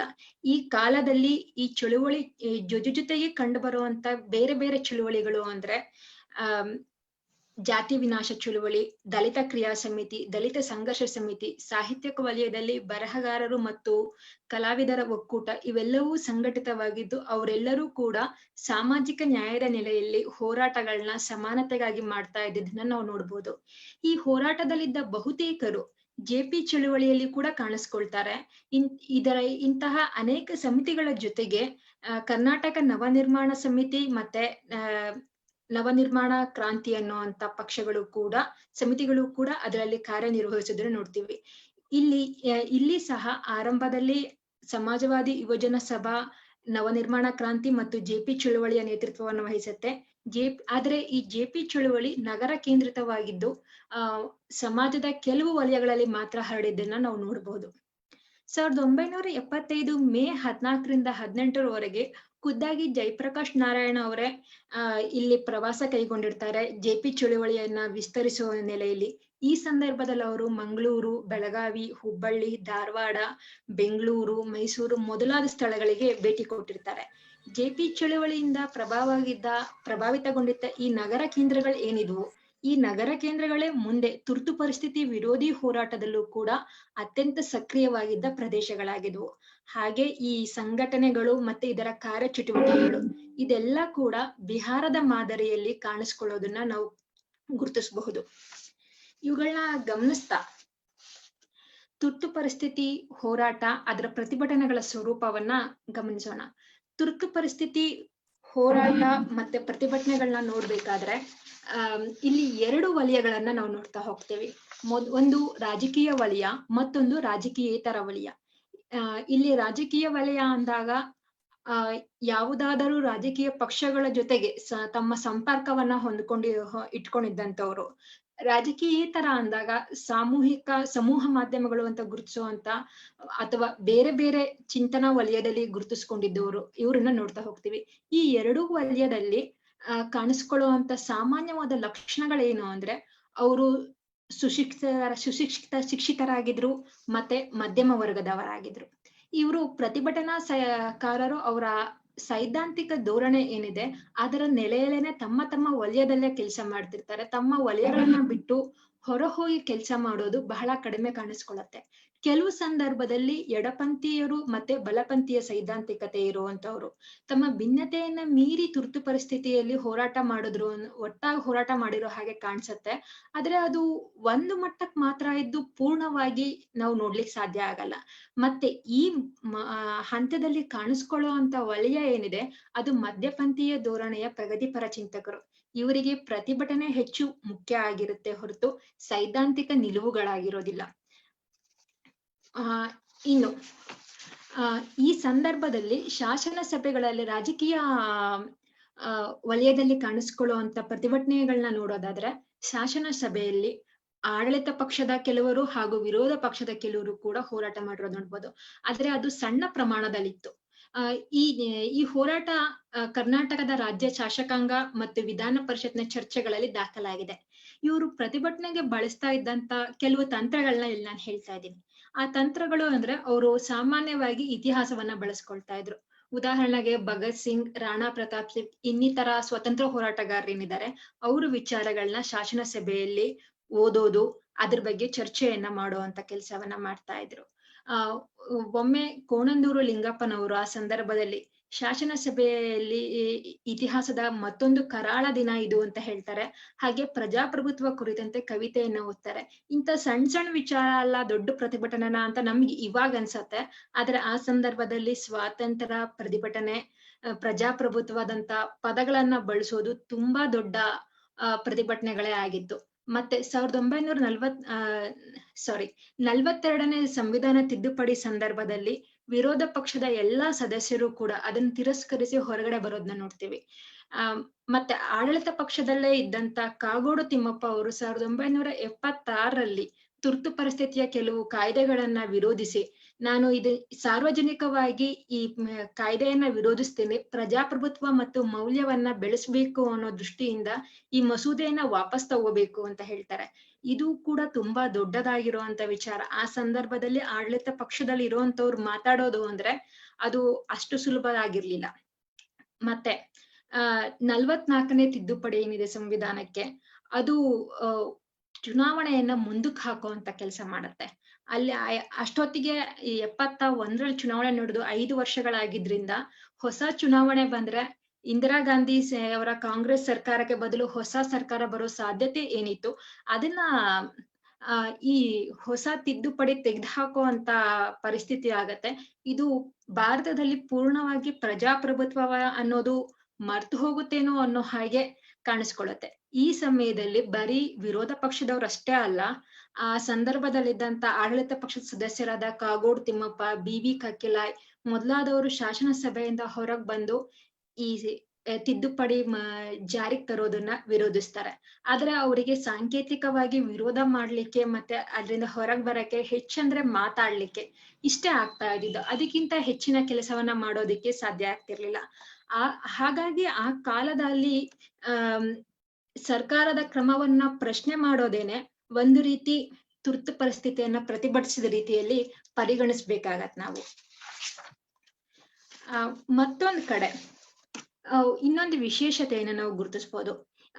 ಕೆಲ ಸಮುದಾಯಗಳು ಈ ವಿಷಯಗಳಿಗೆ ಅಂದ್ರೆ JP ಚಳುವಳಿ ಆಗ್ಲಿ, ತುರ್ತು ಪರಿಸ್ಥಿತಿ ವಿರೋಧಿ ಹೋರಾಟಗಳಾಗ್ಲಿ, ಅವ್ರಿಗೆ ಇದ್ಯಾವುದು ಬಹಳ ಮುಖ್ಯವಾದ ವಿಚಾರಗಳೇ ಆಗಿರೋದಿಲ್ಲ. ಅವರು ಇದ್ಯಾವುದಕ್ಕೂ ತೀವ್ರವಾಗಿ ಸ್ಪಂದಿಸುವಂತ ಕೆಲಸ ಕೂಡ ಮಾಡೋದಿಲ್ಲ. ಇದು ಯಾಕೆ ಅಂತ ನೋಡಿದಾಗ ಅಲ್ಲಿ ತನಕ ಸ್ವತಂತ್ರ ಬಂದ ಅಷ್ಟು ವರ್ಷಗಳಲ್ಲಿ ಪ್ರಜಾಪ್ರಭುತ್ವ ಇರುತ್ತೆ, ಸ್ವಾತಂತ್ರ್ಯನೂ ಇರುತ್ತೆ, ಆದ್ರೆ ಅಧಿಕಾರದ ವಿಕೇಂದ್ರೀಕರಣ ಕೆಳ ಹಂತದವರೆಗೆ ಹೋಗೇ ಇರೋದಿಲ್ಲ. ಆ ಹಂತ ಕರ್ನಾಟಕದಲ್ಲಿ ತಗೊಂಡಾಗ ದೇವರಾಜ ಅರಸು ಕಾಲದಲ್ಲಿ ನಡೀತಾ ಇರತ್ತೆ. ಆದ್ರೆ ಅವರಿಗೆ ಇಲ್ಲಿ ಮಾತಾಡ್ತಿರೋ ಮಾತುಗಳು ಮೇಲ್ನೋಟಕ್ಕೆ ಅನಿಸ್ತಿದ್ದು ಅವ್ರಿಗೆ ಇದ್ಯಾವುದು ಮುಖ್ಯವಾದ ವಿಚಾರವಾಗಿ ಕಾಣಿಸ್ಕೊಳ್ಳೋದೇ ಇಲ್ಲ. ಮತ್ತೆ ರಾಷ್ಟ್ರೀಯ ವಲಯದಲ್ಲಿ ಕಂಡುಬರ್ತಿದ್ದ JP ಚಳವಳಿಯ ಕರ್ನಾಟಕದ ವಿರೋಧ ಪಕ್ಷ ಸ್ಪಂದಿಸಿದ್ರು ಅದು ತೀವ್ರತೆ ಪಡೆದುಕೊಳ್ಳಲ್ಲ. ಹಾಗೇನೆ ಅದರಲ್ಲಿ ಬಹುತೇಕರು ಇದ್ದವರು ಸಮಕಾಲೀನ ಇತರ ಹೋರಾಟಗಳಲ್ಲೂ ಇದ್ರು. ಇವರೆಲ್ಲರಿಗೂ ಈ ಹೋರಾಟಗಳಿಗೆ ಪೂರಕವಾಗಿ ಅರಸರ ಕಾರ್ಯಕ್ರಮಗಳು ಕೂಡ ರೂಪುಗೊಳ್ತಾ ಇದ್ದಿದ್ರಿಂದ ಆ ಹೋರಾಟಗಾರರು JP ಚಳುವಳಿ ಸಂದರ್ಭದಲ್ಲಾಗಿರ್ಬಹುದು ಅಥವಾ ತುರ್ತು ಪರಿಸ್ಥಿತಿ ಸಂದರ್ಭದಲ್ಲಾಗಿರ್ಬೋದು ವಿರೋಧವನ್ನ ವ್ಯಕ್ತಪಡಿಸಿದಾಗ ಅದ್ರ ಬಗ್ಗೆ ಮಾತನಾಡಿದಾಗ ಅವರ ಧ್ವನಿ ಹೊರಗಡೆ ಹೆಚ್ಚಾಗಿ ಕೇಳಿಸೋದಕ್ಕೆ ಸಾಧ್ಯ ಆಗೋದಿಲ್ಲ. ಮತ್ತೆ ಇದೇ ಸಂದರ್ಭದಲ್ಲಿ ಮುಖ್ಯವಾಗಿರುವಂತ ಮತ್ತೊಂದು ವಿಚಾರ ಅಂದ್ರೆ ಭೂಮಿ ರಾಜಕಾರಣ. ಭೂಮಿ ರಾಜಕಾರಣಕ್ಕೂ ಇದಕ್ಕೂ ಒಂದ್ ರೀತಿ ಪರೋಕ್ಷ ಸಂಬಂಧವನ್ನ ನಾವು ಗುರುತಿಸಬಹುದು. JP ಚಳುವಳಿ ಸಮಾಜವಾದಿಗಳ ಪಾಲ್ಗೊಳ್ಳುವಿಕೆ ಆರಂಭದಲ್ಲಿ ಹೆಚ್ಚಾಗಿತ್ತು ಅಂತ ಹೇಳಿದೀನಿ. ಕ್ರಮೇಣ ವಿರೋಧ ಪಕ್ಷಗಳಾದಂತ RSS ಮತ್ತು ಸಹಚರ ಗುಂಪುಗಳು, ಸಂಸ್ಥಾ ಕಾಂಗ್ರೆಸ್, ಸ್ವತಂತ್ರ ಪಕ್ಷ ಮೊದಲಾದವರ ಪ್ರಾಬಲ್ಯ ಹೆಚ್ಚಾಗ್ತಾ ಹೋಯ್ತು. ತುರ್ತು ಪರಿಸ್ಥಿತಿ ವಿರೋಧಿ ಹೋರಾಟದಲ್ಲೂ ಕೂಡ ಇವರ ಪ್ರಾಬಲ್ಯ ಹೆಚ್ಚಿತ್ತು. ಇವರೆಲ್ಲರೂ ಕೂಡ ಭೂ ಸುಧಾರಣಾ ನೀತಿ, ಸಾಮಾಜಿಕ ಮತ್ತು ಆರ್ಥಿಕ ಕಾರ್ಯಕ್ರಮಗಳಿಗೆ ಭಿನ್ನವಾದ ನಿಲುವನ್ನ ಹೊಂದಿದ್ರು. ಮತ್ತೆ ತುರ್ತು ಪರಿಸ್ಥಿತಿ ಕೊನೆಗೊಂಡ ನಂತರದಲ್ಲಿ ಬಹುತೇಕ ರಾಜಕೀಯ ಪಕ್ಷಗಳಿಂದ ಈ ಭೂ ಸುಧಾರಣೆ ಜಾರಿಗೊಳಿಸುವಂತ ನೀತಿ ಏನಿತ್ತು ಅದು ತಮ್ಮ ಅಜೆಂಡಾಯಿಂದನೇ ಕಣ್ಮರೆ ಆಗೋದನ್ನ ನೋಡಬಹುದು. ಮತ್ತೆ ಸ್ವತಂತ್ರ ನಂತರದಿಂದ ಅಲ್ಲಿ ತನಕ ಕೂಡ ಭೂ ಸುಧಾರಣೆಯನ್ನ ಆರ್ಥಿಕ ನೆಲೆಯಲ್ಲಿ ಅವ್ರು ಯಾರು ಗಮನಿಸೋದೇ ಇಲ್ಲ, ಅದನ್ನ ಒಂದು ಸಾಮಾಜಿಕ ನ್ಯಾಯದ ರೂಪದಲ್ಲಿ ನೋಡ್ತಾ ಹೋಗ್ತಾರೆ. ಇದು ಕೂಡ ಒಂದು ಗಮನಾರ್ಹವಾದ ವಿಚಾರ. ಕರ್ನಾಟಕದಲ್ಲಿ 1977ರ ಲೋಕಸಭೆ ಚುನಾವಣೆ ಮತ್ತೆ 78ರ ವಿಧಾನಸಭಾ ಚುನಾವಣೆ ಈ ಎರಡರಲ್ಲೂ ಕೂಡ ಗೆಲ್ಲೋದಕ್ಕೆ ಈ ಭೂ ಸುಧಾರಣಾ ಕಾಯ್ದೆಯನ್ನ ಅರಸರು ಜಾರಿಗೆ ತಂದಿದ್ದೇನೆ ಕಾರಣ ಆಗಿರುತ್ತೆ. ಹಾಗೆ ನೋಡಕ್ ಹೋದ್ರೆ ಇಡೀ ದಶಕದಲ್ಲಿ ರಾಷ್ಟ್ರ ಮತ್ತೆ ರಾಜ್ಯ ರಾಜಕಾರಣದಲ್ಲಿ ಭೂ ರಾಜಕಾರಣದ ಪಾತ್ರ ಪರೋಕ್ಷವಾಗಿ ಕಾರ್ಯನಿರ್ವಹಿಸಿರೋದನ್ನ ನಾವು ನೋಡಬಹುದು. ತುರ್ತು ಪರಿಸ್ಥಿತಿ ಹೋರಾಟದಲ್ಲಿ ಮುಖ್ಯವಾಗಿ ಬಹಳ ರೋಮಾಂಚನಕಾರಿಯಾಗಿ ಕಾಣಿಸ್ಕೊಳ್ಳುವಂತ ಒಂದು ಹಂತ ಅಂದ್ರೆ ಭೂಗತ ಹೋರಾಟ.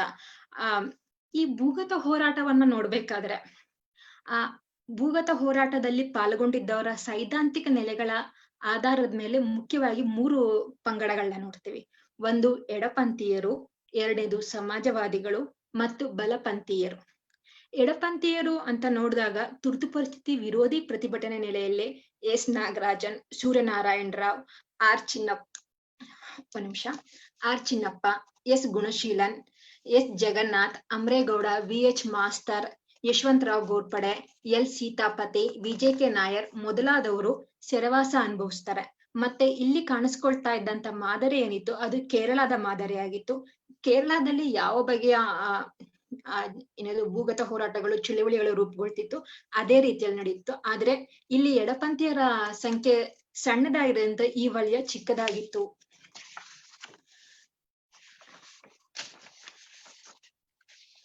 ಇನ್ನು ಸಮಾಜವಾದಿಗಳನ್ನ ಗಮನಿಸೋದಾದ್ರೆ ಸಮಾಜವಾದಿಗಳು ಭಾರತದ ಈ ತುರ್ತು ಪರಿಸ್ಥಿತಿ ಕಾಲದ ಭೂಗತ ಹೋರಾಟದಲ್ಲಿ ಅಹಿಂಸಾತ್ಮಕ ಹೋರಾಟಗಳಲ್ಲಿ ತೊಡಗಿದ್ದವರು. ಅಂದ್ರೆ ಭೂಗತ ಹೋರಾಟ ಅನ್ನೋದು ಸಾಮಾನ್ಯವಾಗಿ ಅಹಿಂಸಾತ್ಮಕವಾಗಿ ಕಾಣಿಸ್ಕೊಳ್ಳುತ್ತೆ. ಆದ್ರೆ ಭಾರತದ ವಿಶೇಷ ಅದು ಹಿಂಸಾತ್ಮಕವಾಗಿ ಕಾಣಿಸ್ಕೊಳ್ಳುತ್ತೆ. ಭಾರತದ ವಿಶೇಷ ಭೂಗತ ಹೋರಾಟ ಅಹಿಂಸಾತ್ಮಕವಾಗಿತ್ತು. ಆದ್ರೆ ಸಮಾಜವಾದಿಗಳ ಒಂದು ಗುಂಪು ಹಿಂಸಾತ್ಮಕವಾಗಿ ತೊಡ್ಕೊಂಡಿದ್ದ ನೋಡ್ತೀವಿ. ಇಲ್ಲಿ ಹಿಂಸಾತ್ಮಕ ಅಂದ್ರೆ ಸಾರ್ವಜನಿಕ ಆಸ್ತಿಪಾಸ್ತಿಗಳನ್ನ ಡೈನಾಮೈಟ್ ಮೂಲಕ ಸ್ಫೋಟಗೊಳಿಸುವುದು, ಸರ್ಕಾರಕ್ಕೆ ವಿರೋಧ ಪ್ರದರ್ಶನ ಮಾಡೋದು, ಪೋಸ್ಟ್ ಬಾಕ್ಸು, ರೈಲ್ವೆ ಹಳಿ, ಸೇತುವೆ ಇಂತಹ ವಸ್ತುಗಳನ್ನ ಬಾಂಬ್ ಬಿಟ್ಟು ಅದನ್ನ ಸ್ಫೋಟಗೊಳಿಸೋದು, ಆದ್ರೆ ಜೀವ ಹಾನಿ ಆಗದೆ ಇರೋ ಹಾಗೆ ನೋಡ್ಕೊಳ್ಳುವಂತ ಕೆಲಸವನ್ನ ಮಾಡ್ತಿರ್ತಾರೆ. ಸಮಾಜವಾದಿಗಳಲ್ಲೇನೆ ಎರಡು ಪಂಗಡ ಇದ್ದು ಬಹುತೇಕ ಸಮಾಜವಾದಿಗಳು ಈ ಮಾರ್ಗವನ್ನ ವಿರೋಧಿಸ್ತಿರ್ತಾರೆ. ಆದ್ರೆ ಜಾರ್ಜ್ ಫರ್ನಾಂಡಿಸ್ ಮತ್ತೆ ಅವರ ಸ್ನೇಹಿತರು ಈ ತರದ ಕಾರ್ಯಗಳಲ್ಲಿ ತೊಡ್ಕೊಂಡಿರೋದನ್ನ ನಾವು ನೋಡ್ತೀವಿ. ಈ ನಿಟ್ಟಿನಲ್ಲಿ ಬರೋಡಾ ಡೈನಾಮೈಟ್ ಕೇಸ್ ಏನಿದೆ ಅದು ಭಾರತದಲ್ಲಿ ಸಮಾಜವಾದಿಗಳ ಭೂಗತ ಹೋರಾಟವನ್ನ ಹೊರಗ್ ತರೋದಕ್ಕೆ ಮತ್ತೆ ಅದು ಒಂದ್ ಹಂತಕ್ಕೆ ನಿಲ್ಲೋದಕ್ಕೆ ಎರಡಕ್ಕೂ ಕೂಡ ಪ್ರಮುಖ ತಿರುವನ್ನ ಕಾಣಿಸ್ಕೊಳ್ಳುತ್ತೆ. ಕರ್ನಾಟಕದಲ್ಲೂ ಕೂಡ ಈ ತರ ಸ್ಫೋಟಗಳು ಬೆಂಗಳೂರು, ಗುಲ್ಬರ್ಗ, ಬೀದರ್ ಮೊದಲಾದ 4-5 ಕಡೆ ಆಗಿದೆ. ಆದ್ರೆ ಅದರಿಂದ ಅಪಾರ ಹಾನಿ ಆಗಿಲ್ಲ. ಮತ್ತೆ ಕರ್ನಾಟಕದಲ್ಲಿ S Venkataram, B Ramesh, Lawrence Fernandes, Snehalata Reddy, Kashinath Belure, VP Devagalankar, Rama Apte, JH Patel, Saler Siddappa, BR Patil, Prabhu Khanapura ಮೊದಲಾದವರು ಸೆರೆವಾಸ ಅನುಭವಿಸ್ತಾರೆ. ಹಾಗೆ George Fernandes, Lawrence Fernandes, S Venkataramu, Venkataswamy, Bapu Heddur Shetty, Meera Chakravarthy, Vaijanath Patil, Kashinath Belure, Bata Subrahmanyam, Snehalata Reddy, Pattabhi Ramareddy, Nandana Reddy, JH Patel, BR Patil, Chandrashekhar Patil, S K Kanta, P Mallesh, Kusumakara Desai, Eshwarappa Chakodkar, ದಯಾನಂದರಾವ್ Biradar ಮುಂತಾದವರು ಭೂಗತ ಕಾರ್ಯಚಟುವಟಿಕೆಗಳಲ್ಲಿ ಸಕ್ರಿಯವಾಗಿದ್ದನ್ನ ನಾವು ನೋಡ್ತೀವಿ. ಮತ್ತೆ ಈ ಸಮಾಜವಾದಿಗಳೇ ಮತ್ತೂ ಒಂದು ಬಗೆಯಲ್ಲಿ ಎರಡು ಭಿನ್ನಾಭಿಪ್ರಾಯಗಳನ್ನ ನೋಡ್ತೀವಿ. ಅವರಲ್ಲಿ ಕೆಲವರು ಲೋಹಿಯಾ ವಿಚಾರಧಾರೆಯನ್ನ ಅನುಸರಿಸ್ತಾ ಇದ್ರೆ, ಮತ್ತೆ ಕೆಲವರು ಅಶೋಕ್ ಮೆಹ್ತಾ ವಿಚಾರಧಾರೆಯನ್ನ ಪ್ರಭಾವಿತರಾಗಿದ್ರು. ಆದ್ರೆ ಇವರಿಬ್ಬರ ಕಾರ್ಯವಿಧಾನ ಮತ್ತೆ ಚಿಂತನೆಗಳಲ್ಲಿ ಭಿನ್ನಾಭಿಪ್ರಾಯ ಇದ್ರೂ ಕೂಡ ಎರಡು ಗುಂಪುಗಳ ನಡುವೆ ಸಂಪರ್ಕ ಸಹಕಾರ ಇತ್ತು ಅಂತ ತಿಳಿದ್ ಬರುತ್ತೆ. ಇನ್ನು ಭೂಗತ ಹೋರಾಟದಲ್ಲಿ ಪ್ರಮುಖವಾಗಿ ಕಾಣಿಸ್ಕೊಂಡಿರುವಂತವ್ರು ಬಲಪಂಥೀಯರು ಮತ್ತೆ ಇತರರು ಅಂತ ಕರಿತಾ ಇದ್ದೀನಿ. ಇಲ್ಲಿ ಬಲಪಂಥೀಯರು ಮತ್ತು ಇತರರು ಅಂತ ಕರಿತಾ ಇರೋದಕ್ಕೆ ಒಂದು ಮುಖ್ಯವಾದ ಕಾರಣ ಏನು ಅಂದ್ರೆ, ಬಲಪಂಥೀಯರು ಅಂತ ಹೇಳಿದ ತಕ್ಷಣ RSS ಮತ್ತು ಸಮಾನ ಮನಸ್ಕ ಗುಂಪುಗಳ ಜೊತೆಗೆ ಆ ಗುಂಪು ವಿಸ್ತಾರವಾಗಿತ್ತು ಅನ್ನೋ ಕಾರಣಕ್ಕೆ ಮಧ್ಯಮ ವರ್ಗದ ಕಾರ್ಯಕರ್ತರು, ವ್ಯಾಪಾರಿಗಳು ಮುಂತಾದವರು ಕೂಡ ಅದರಲ್ಲಿ ಹೆಚ್ಚಿನ ಸಂಖ್ಯೆಯಲ್ಲಿ ಪಾಲ್ಗೊಳ್ಳುವಂಥದ್ದು, ಮತ್ತೆ ವೈಯಕ್ತಿಕವಾಗಿ ತುರ್ತು ಪರಿಸ್ಥಿತಿಯನ್ನ ವಿರೋಧಿಸ್ತಿದ್ದಂತ ಜನ ಅದರಲ್ಲಿ ಭಾಗವಹಿಸೋದು. ಅದಲ್ಲದೆ ಮಧ್ಯಪಂಥೀಯ ಗುಂಪುಗಳಾಗಿರುವಂತ ಸಂಸ್ಥಾ ಕಾಂಗ್ರೆಸ್, ಸರ್ವೋದಯ ಪಕ್ಷಗಳು ಕೂಡ ಅದರಲ್ಲಿ ಭಾಗವಹಿಸೋದನ್ನ ನೋಡ್ತೀವಿ. ಈ ಮತ್ತೆ ಇನ್ನೊಂದು ವಿಚಾರ ಏನು ಅಂದ್ರೆ, ಈ ಬಲಪಂಥೀಯ ಮತ್ತೆ ಮಧ್ಯಪಂಥೀಯ ವಿಚಾರಧಾರೆಗಳ ಮತ್ತೆ ಅವರ ಹೋರಾಟಗಳು ಹೆಚ್ಚು ದಾಖಲಾಗಿರೋದನ್ನು ಕೂಡ ಗಮನಿಸಬಹುದು. ಇದಕ್ಕೆ ಮುಖ್ಯವಾದ ಕಾರಣ ಏನು ಅಂದ್ರೆ, ಅಂದಿನ ಪತ್ರಿಕಾ ಮಾಧ್ಯಮ ಏನಿದೆ ಅದು ಮಧ್ಯಮ ವರ್ಗದಿಂದ ನಿಯಂತ್ರಿಸಲ್ಪಡ್ತಿದ್ದು, ಅವರು ಮಧ್ಯಪಂಥೀಯ ಮತ್ತು ಬಲಪಂಥೀಯ ವಿಚಾರಧಾರೆಯಿಂದ ಪ್ರಭಾವಿತರಾಗಿದ್ರಿಂದ ಆ ವರದಿಗಳೇ ಹೆಚ್ಚು ಕಾಣಿಸ್ಕೊಳ್ತಾ ಇದ್ವು. ಇಲ್ಲಿ ನಾವು ನೋಡುವಂತ ಕೆಲವು ಪ್ರಮುಖ ಗುಂಪುಗಳಾದ್ರೆ ಜನಸಂಘ, ರಾಷ್ಟ್ರ ಸೇವಿಕಾ ಸಮಿತಿ, ವಿಶ್ವ ಹಿಂದೂ ಪರಿಷತ್ತು, ಸಂಸ್ಥಾ ಕಾಂಗ್ರೆಸ್, ಸರ್ವೋದಯ ಮತ್ತೆ ವೈಯಕ್ತಿಕ ನೆಲೆಯ ಇರುವಂತವ್ರು ಕಾಣಿಸ್ಕೊಳ್ತಾರೆ. ಇದರಲ್ಲಿ ಒಂದು ದೊಡ್ಡ ಬದಲಾವಣೆ ಏನಾಗತ್ತೆ ಅಂದ್ರೆ, ಈ ತುರ್ತು ಪರಿಸ್ಥಿತಿ ಕಾಲಘಟ್ಟ ಬಲಪಂಥೀಯರು ಮತ್ತು ಮಧ್ಯಪಂಥೀಯರ ನಡುವೆ ಸಖ್ಯ ಏನಿದೆ ಅದು ಹೆಚ್ಚಾಗೋದಿಕ್ಕೆ ಕಾರಣ ಆಗತ್ತೆ. ಅದು ಮುಂದಿನ ದಿನಗಳಲ್ಲಿ ಕೂಡ ಇನ್ನೂ ವಿಸ್ತರಣೆ ಆಗ್ತಾ ಹೋಗುತ್ತೆ. ಈ ಗುಂಪಿನ ಹೋರಾಟ ಕೂಡ ರಾಷ್ಟ್ರೀಯ ವಲಯದಲ್ಲಿ ಕಾಣಿಸ್ಕೊಳ್ತಿದ್ದಂತ ಕಾರ್ಯಚಟುವಟಿಕೆಗಳೇನಿತ್ತು ಅದರಿಂದ ಪ್ರಭಾವಿತ ಆಗಿದೆ. ಸೊ ಹಿಂದಿ ಝೋನಲ್ಲಿ ಏನ್ ಕಾಣಿಸ್ಕೊಳ್ತಿತ್ತು ಅದೇ ರೀತಿಯ ಭೂಗತ ಹೋರಾಟಗಳನ್ನ ನಾವು ಇಲ್ಲೂ ಕೂಡ ಕಾಣ್ತಾ ಹೋಗ್ತೀವಿ. ತುರ್ತು ಪರಿಸ್ಥಿತಿಯನ್ನ ವಿರೋಧಿಸಿ ಆಗ ಕರ್ನಾಟಕದಲ್ಲಿ ಬಂಧಿತರಾಗಿದ್ದವರ ಅಂಕಿಅಂಶನ ಗಮನಿಸೋದಾದ್ರೆ ಮೀಸಾ ಕೈದಿಗಳು 487, ಕಾಪಿ ಪೋಸಾ 119, DAIR ಕೈದಿಗಳು 4015 ಇರೋದನ್ನ ನೋಡ್ತೀವಿ. ಜೊತೆಗೆ 165 ನಿಷೇಧಿತ ಸಂಘಟನೆಗಳನ್ನ ನೋಡ್ತೀವಿ. ಅದರಲ್ಲಿ ಕೆಲವು ಸಂಘಟನೆಗಳು ಅನ್ನೋದಾದ್ರೆ RSS, ಜನಸಂಘ್, ಲೋಕ ಸಂಘರ್ಷ ಸಮಿತಿ, ಭಾರತೀಯ ಲೋಕದಳ, ಕಾಂಗ್ರೆಸ್ಸು, ಸರ್ವೋದಯ, CPM, ಹಿಂದೂ ಮಹಾಸಭಾ, ಅಖಿಲ ಭಾರತೀಯ ವಿದ್ಯಾರ್ಥಿ ಪರಿಷತ್, ನೇತಾಜಿ ಯುವಜನ ಪರಿಷತ್, JP ಮುಕ್ತಿ ಸಮಿತಿ, ಭಾರತೀಯ ಕ್ರಾಂತಿ ದಳ, ಸ್ಟೂಡೆಂಟ್ಸ್ ಆಫ್ ಕಮಿಟಿ, ಜಮಾತೆ ಎ ಇಸ್ಲಾಂ, ಸಮಾಜವಾದಿ ಯುವಜನ ಸಭಾ, ಲೋಕದಳ, ಅಜ್ಞಾತ ಬಳಗ, ಕರ್ನಾಟಕ ನಿರ್ಮಾಣ ಕ್ರಾಂತಿ ಮೊದಲಾದ ಸಂಘಟನೆಗಳು ನಿಷೇಧಿತ ಆಗಿರೋದನ್ನ ನೋಡ್ತೀವಿ. ಈ ಭೂಗತ ಹೋರಾಟದಲ್ಲಿ ಮುಖ್ಯವಾಗಿ ನಾವು ನೋಡೋದು ಭೂಗತ ಸಾಹಿತ್ಯ, ಕರಪತ್ರಗಳು, ಪತ್ರಿಕೆಗಳನ್ನ ಮುದ್ರಣ ಮಾಡಿ ಹಂಚುವಂತ ಕೆಲಸವನ್ನ ನೋಡ್ತೀವಿ. ಈ ಭೂಗತ ಇವುಗಳಲ್ಲಿ ಕೆಲವು ಅಂಶಗಳನ್ನ ನಾವು ಗುರುತಿಸಬಹುದು. ಒಂದು ಅದು ಸೈದ್ಧಾಂತಿಕ ನೆಲೆಯ ಆಧಾರದ ಮೇಲೆ ಕಾಣಿಸ್ಕೊಳ್ತಾ ಹೋಗುತ್ತೆ. ಬಲಪಂಥೀಯ ಕರಪತ್ರ ಮತ್ತೆ ಭೂಗತ ಪತ್ರಿಕೆಗಳಲ್ಲಿ ಭಾವತೀವ್ರತೆ, ಧಾರ್ಮಿಕ ಉದ್ವೇಗ ಮತ್ತೆ ಧಾರ್ಮಿಕ ಪ್ರಚೋದನಕಾರಿ ಅಂಶಗಳು ವಿಶೇಷವಾಗಿ ಕಾಣಿಸ್ಕೊಳ್ತಾ ಹೋಗ್ತವೆ. ಎಡಪಂಥೀಯರ ಕರಪತ್ರಗಳಲ್ಲಿ ಇದನ್ನ ಗಮನಿಸಿದಾಗ ಅಲ್ಲಿ ಭೂಗತ ಹೋರಾಟಗಾರರಿಗೆ ಸಲಹೆ ಸೂಚನೆ, ಪ್ರಜಾಪ್ರಭುತ್ವ, ಸ್ವಾತಂತ್ರ್ಯ, ಮೂಲಭೂತ ಹಕ್ಕುಗಳು ಮತ್ತೆ ಸರ್ಕಾರದ ನೀತಿಗಳ ಕುರಿತು ವಿಚಾರಗಳು ಮತ್ತು ಚಿಂತನೆಗಳು ಕೆಲವು ಬಾರಿ ಆಕ್ರೋಶ ಭರಿತವಾಗಿರ್ತಾ ಇರ್ತವೆ. ಆದ್ರೆ ಇಲ್ಲಿ ಭಾವತೀವ್ರತೆ ಬಹಳ ತೀವ್ರವಾಗಿ ಕಾಣಿಸ್ಕೊಳ್ಳೋದಿಲ್ಲ.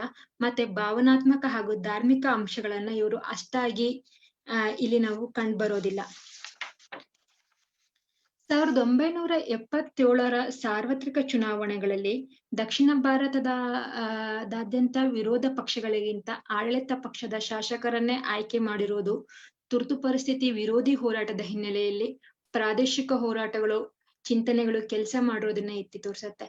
ಅದೇ ಕಾರಣಕ್ಕೆ ಬರೀ ಕರ್ನಾಟಕ ಅಷ್ಟೇ ಅಲ್ಲ, ಸಂದರ್ಭದಲ್ಲಿ ಇಡೀ ದಕ್ಷಿಣ ಭಾರತದಲ್ಲಿ ಕಾಂಗ್ರೆಸ್ ಮತ್ತೆ ಗೆದ್ದು ಬರೋದನ್ನ ನಾವು ನೋಡಬಹುದು. ಭಾರತದ ತುರ್ತು ಪರಿಸ್ಥಿತಿ ಕರ್ನಾಟಕದ ರಾಜಕೀಯ ಮತ್ತು ಸಾಮಾಜಿಕ ಜೀವನದ ಮೇಲೆ ಪರಿಣಾಮದ ರೂಪದಲ್ಲಿ ಮಾತ್ರ ವ್ಯಕ್ತವಾಗಲಿಲ್ಲ, ಬದಲಾಗಿ ಒಂದು ಸಾಮಾಜಿಕ ರಾಜಕೀಯ ಚಳುವಳಿಗೆ ಪರ್ಯಾಯವನ್ನ ಸೃಷ್ಟಿಸಿತು ಅಂತ ಹೇಳಬಹುದು. ಇನ್ನು ತುರ್ತು ಪರಿಸ್ಥಿತಿ ನಂತರದ ಕಾಲಘಟ್ಟವನ್ನ ಗಮನಿಸಿದ್ರೆ ಅದರ ಪರಿಣಾಮ ಮತ್ತು ಪ್ರಭಾವ ಯಾವ ರೀತಿಯಲ್ಲಿ ಕಾಣಿಸ್ಕೊಳ್ಳುತ್ತೆ ಅನ್ನೋದನ್ನ ನೋಡ್ಬೋದು. ಈ ಹಿನ್ನೆಲೆಯಲ್ಲಿ ಪ್ರಾದೇಶಿಕ ರಾಜಕಾರಣಗಳು ಮತ್ತು ಚುನಾವಣೆಗಳನ್ನ ನಾನು ಗಮನಿಸ್ತಾ ಇದ್ದೀನಿ. ಅದರಲ್ಲಿ ಮುಖ್ಯವಾಗಿ 3 ವಿಚಾರಗಳನ್ನ ಮಾತ್ರ ನಾನು ಇಲ್ಲಿ ಮಾತಾಡ್ತಾ ಇದ್ದೀನಿ. ಒಂದು, ವಿಚಾರಣಾ ಆಯೋಗಗಳು. 2ನೇದು, ರಾಜಕೀಯ ಪಕ್ಷಗಳ ಧ್ರುವೀಕರಣ. 3ನೇದು, ಪ್ರಾದೇಶಿಕ ರಾಜಕಾರಣ. ವಿಚಾರಣಾ ಆಯೋಗಗಳು. ತುರ್ತು ಪರಿಸ್ಥಿತಿ ನಂತರ ಕೇಂದ್ರ ಸರ್ಕಾರ ಜನತಾ ಪಕ್ಷ ಆಡಳಿತಕ್ಕೆ ಬರುತ್ತೆ. ಜನತಾ ಪಕ್ಷ ಆಡಳಿತಕ್ಕೆ ಬರ್ತಿದ್ದ ಹಾಗೇನೆ ಕೇಂದ್ರ ಸರ್ಕಾರ ಶಾ ವಿಚಾರಣಾ ಆಯೋಗವನ್ನ ನೇಮಕಾತಿ ಮಾಡುತ್ತೆ. ಹಾಗೆ ಕರ್ನಾಟಕದಲ್ಲಿ ಗ್ರೋವರ್ ವಿಚಾರಣಾ ಆಯೋಗವನ್ನು ಕೂಡ ನೇಮಕ ಮಾಡುತ್ತೆ. ಇದ್ರ ಜೊತೆಗೆ ಎಲ್ಲೆಲ್ಲಿ ಕಾಂಗ್ರೆಸ್ ಸರ್ಕಾರ ಅಥವಾ ಆ ಸಂದರ್ಭದಲ್ಲಿ ಕಾಂಗ್ರೆಸ್ಗೆ ಸಹಕಾರ ಕೊಟ್ಟಿದ್ದಂತ ರಾಜಕೀಯ ಪಕ್ಷಗಳ ಸರ್ಕಾರ ಇತ್ತು, ಅಲ್ಲೆಲ್ಲ ಕೂಡ ಆಡಳಿತ ಸಂದರ್ಭದಲ್ಲಿ ಆದಂತ ಅಧಿಕಾರ ದುರ್ಬಳಕೆಗಾಗಿ ಬೇರೆ ಬೇರೆ ಆಯೋಗಗಳನ್ನ ನೇಮಕಾತಿ ಮಾಡುತ್ತೆ. ಉದಾಹರಣೆಗೆ ತಮಿಳುನಾಡಿನಲ್ಲಿ ರಾಷ್ಟ್ರಪತಿ ಆಳ್ವಿಕೆಯ ವಿರುದ್ಧಕ್ಕಾಗಿ ದಿ ಇಸ್ಮಾಯಿಲ್ ಆಯೋಗವನ್ನ ನೋಡಬಹುದು. ಹಾಗೆ ಆಂಧ್ರ ಪ್ರದೇಶದಲ್ಲಿ ಪೊಲೀಸ್ ದೌರ್ಜನ್ಯದ ಹಿನ್ನೆಲೆಯಲ್ಲಿ ತಾರ್ಕುಂಡೆ ಆಯೋಗ, ಮತ್ತೆ ಅದರ ಶಿಫಾರಸಿನ ಮೇರೆಗೆ ಭಾರ್ಗವ ಆಯೋಗ, ಮತ್ತೆ ಆಡಳಿತದ ದುರ್ಬಳಕೆಗಾಗಿ ಅಂತ ಹೇಳಿ ವಿಮಾದ್ಲಾಲ್ ಆಯೋಗವನ್ನ ನಾವು ನೋಡ್ತೀವಿ. ಹಾಗೆ ಪಶ್ಚಿಮ ಬಂಗಾಳದಲ್ಲಿ ತುರ್ತು ಪರಿಸ್ಥಿತಿ ಪೂರ್ವದಲ್ಲಿ ಜೈಲಿನಲ್ಲಿ ಸಂಭವಿಸಿದ ಸಾವುಗಳ ಕುರಿತು ಸರ್ಕಾರ್ ವಿಚಾರಣಾ ಆಯೋಗ, ಮತ್ತೆ ಮಾರುತಿ ವಿಚಾರಣಾ ಆಯೋಗ, ಜಗಮೋಹನ್ ರೆಡ್ಡಿ ಆಯೋಗ ಮೊದಲಾದ ಜನತಾ ಸರ್ಕಾರ ನೇಮಿಸಿತ್ತು. ಮತ್ತೆ ಅದು ಈ ಆಯೋಗಗಳು ಆ ಯಾವಾಗ ಅಲ್ಲಿ ವಿಧಾನಸಭಾ ಚುನಾವಣೆಗಳು ಹತ್ರ ಬರ್ತಾ ಇತ್ತು ಆಗ ತೀವ್ರವಾಗಿ ಕಾರ್ಯನಿರ್ವಹಿಸ್ತಾ ಇದ್ದು ಕೂಡ ಹೆಚ್ಚಾಗ್ತಾ ಇತ್ತು. ಒಂದ್ ರೀತಿ ಜನತಾ ಪಕ್ಷ ತುರ್ತು ಪರಿಸ್ಥಿತಿ ಸಂದರ್ಭದಲ್ಲಿ ಕಾಂಗ್ರೆಸ್ ಸರ್ಕಾರ ಏನು ದೌರ್ಜನ್ಯವನ್ನ ಮಾಡಿತ್ತು ಅದರ ವಿರುದ್ಧ ಸೇಡು ತೀರಿಸ್ಕೊಳ್ಳುವಂತ ಕೆಲಸ ಮಾಡ್ತಿದ್ಯೇನೋ ಅನ್ನೋ ರೀತಿಯಲ್ಲಿ ಮೇಲ್ನೋಟಕ್ಕೆ ಕಾಣಿಸ್ಕೊಳ್ತಾ ಇರತ್ತೆ. ಇನ್ನು ರಾಜಕೀಯ ಪಕ್ಷಗಳ ಧ್ರುವೀಕರಣ, ಈ ರಾಜಕೀಯ ಪಕ್ಷಗಳ ಧ್ರುವೀಕರಣ ಏನಿದೆ ಅದು ಒಂದು ವಿಶಿಷ್ಟ ಬಗೆಯಲ್ಲಿ ಈ ಸಂದರ್ಭದಲ್ಲಿ ಕಾಣಿಸ್ಕೊಳ್ತಾ ಹೋಗುತ್ತೆ.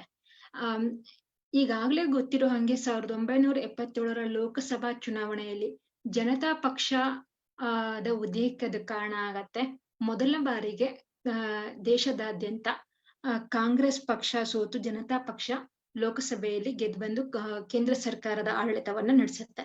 ಆದ್ರೆ ಹಿಂದೆಂದಿಗಿಂತ ಆ ಸಂದರ್ಭದಲ್ಲಿ ಒಂದು ಭಿನ್ನವಾಗಿರುವಂತ ರಾಜಕೀಯ ಪಕ್ಷಗಳ ಧ್ರುವೀಕರಣ ಕೂಡ ನಡೆಯುತ್ತೆ. ಯಾಕೆಂದ್ರೆ ಅಲ್ಲಿ ತನಕ ಒಂದು ರಾಜಕೀಯ ಪಕ್ಷದ ಜೊತೆಗೆ ಮತ್ತೊಂದು ರಾಜಕೀಯ ಪಕ್ಷದ ಒಕ್ಕೂಟ ಆಗ್ಬೇಕು ಅಂದ್ರೆ ಅದು ಬಲಪಂಥೀಯ ಪಕ್ಷ ಆಗಿದ್ರೆ ಬಲಪಂಥೀಯ ಪಕ್ಷಗಳು ಅಥವಾ ಮಧ್ಯಪಂಥೀಯ ಪಕ್ಷಗಳ ಜೊತೆ ನಡೀತಾ ಇರತ್ತೆ. ಹಾಗೇನೆ ಎಡಪಂಥೀಯ ಪಕ್ಷಗಳಾಗಿದ್ರೆ ಎಡಪಂಥೀಯ ಪಕ್ಷಗಳು ಅಥವಾ ಪಂಥೀಯ ಪಕ್ಷಗಳ ಜೊತೆ ನಡೀತಾ ಇರತ್ತೆ. ಆದ್ರೆ ಈ ಸಂದರ್ಭದಲ್ಲಿ ಮೊದಲ ಬಾರಿಗೆ ಬಲಪಂಥೀಯ ಮತ್ತು ಎಡಪಂಥೀಯ ಪಕ್ಷಗಳೆರಡೂ ಕೂಡ ತಮ್ಮ ಸೈದ್ಧಾಂತಿಕ ಭಿನ್ನತೆಗಳನ್ನ ಮೀರಿ ಒಂದಾಗಿರೋದನ್ನ ನಾವು ನೋಡ್ತೀವಿ.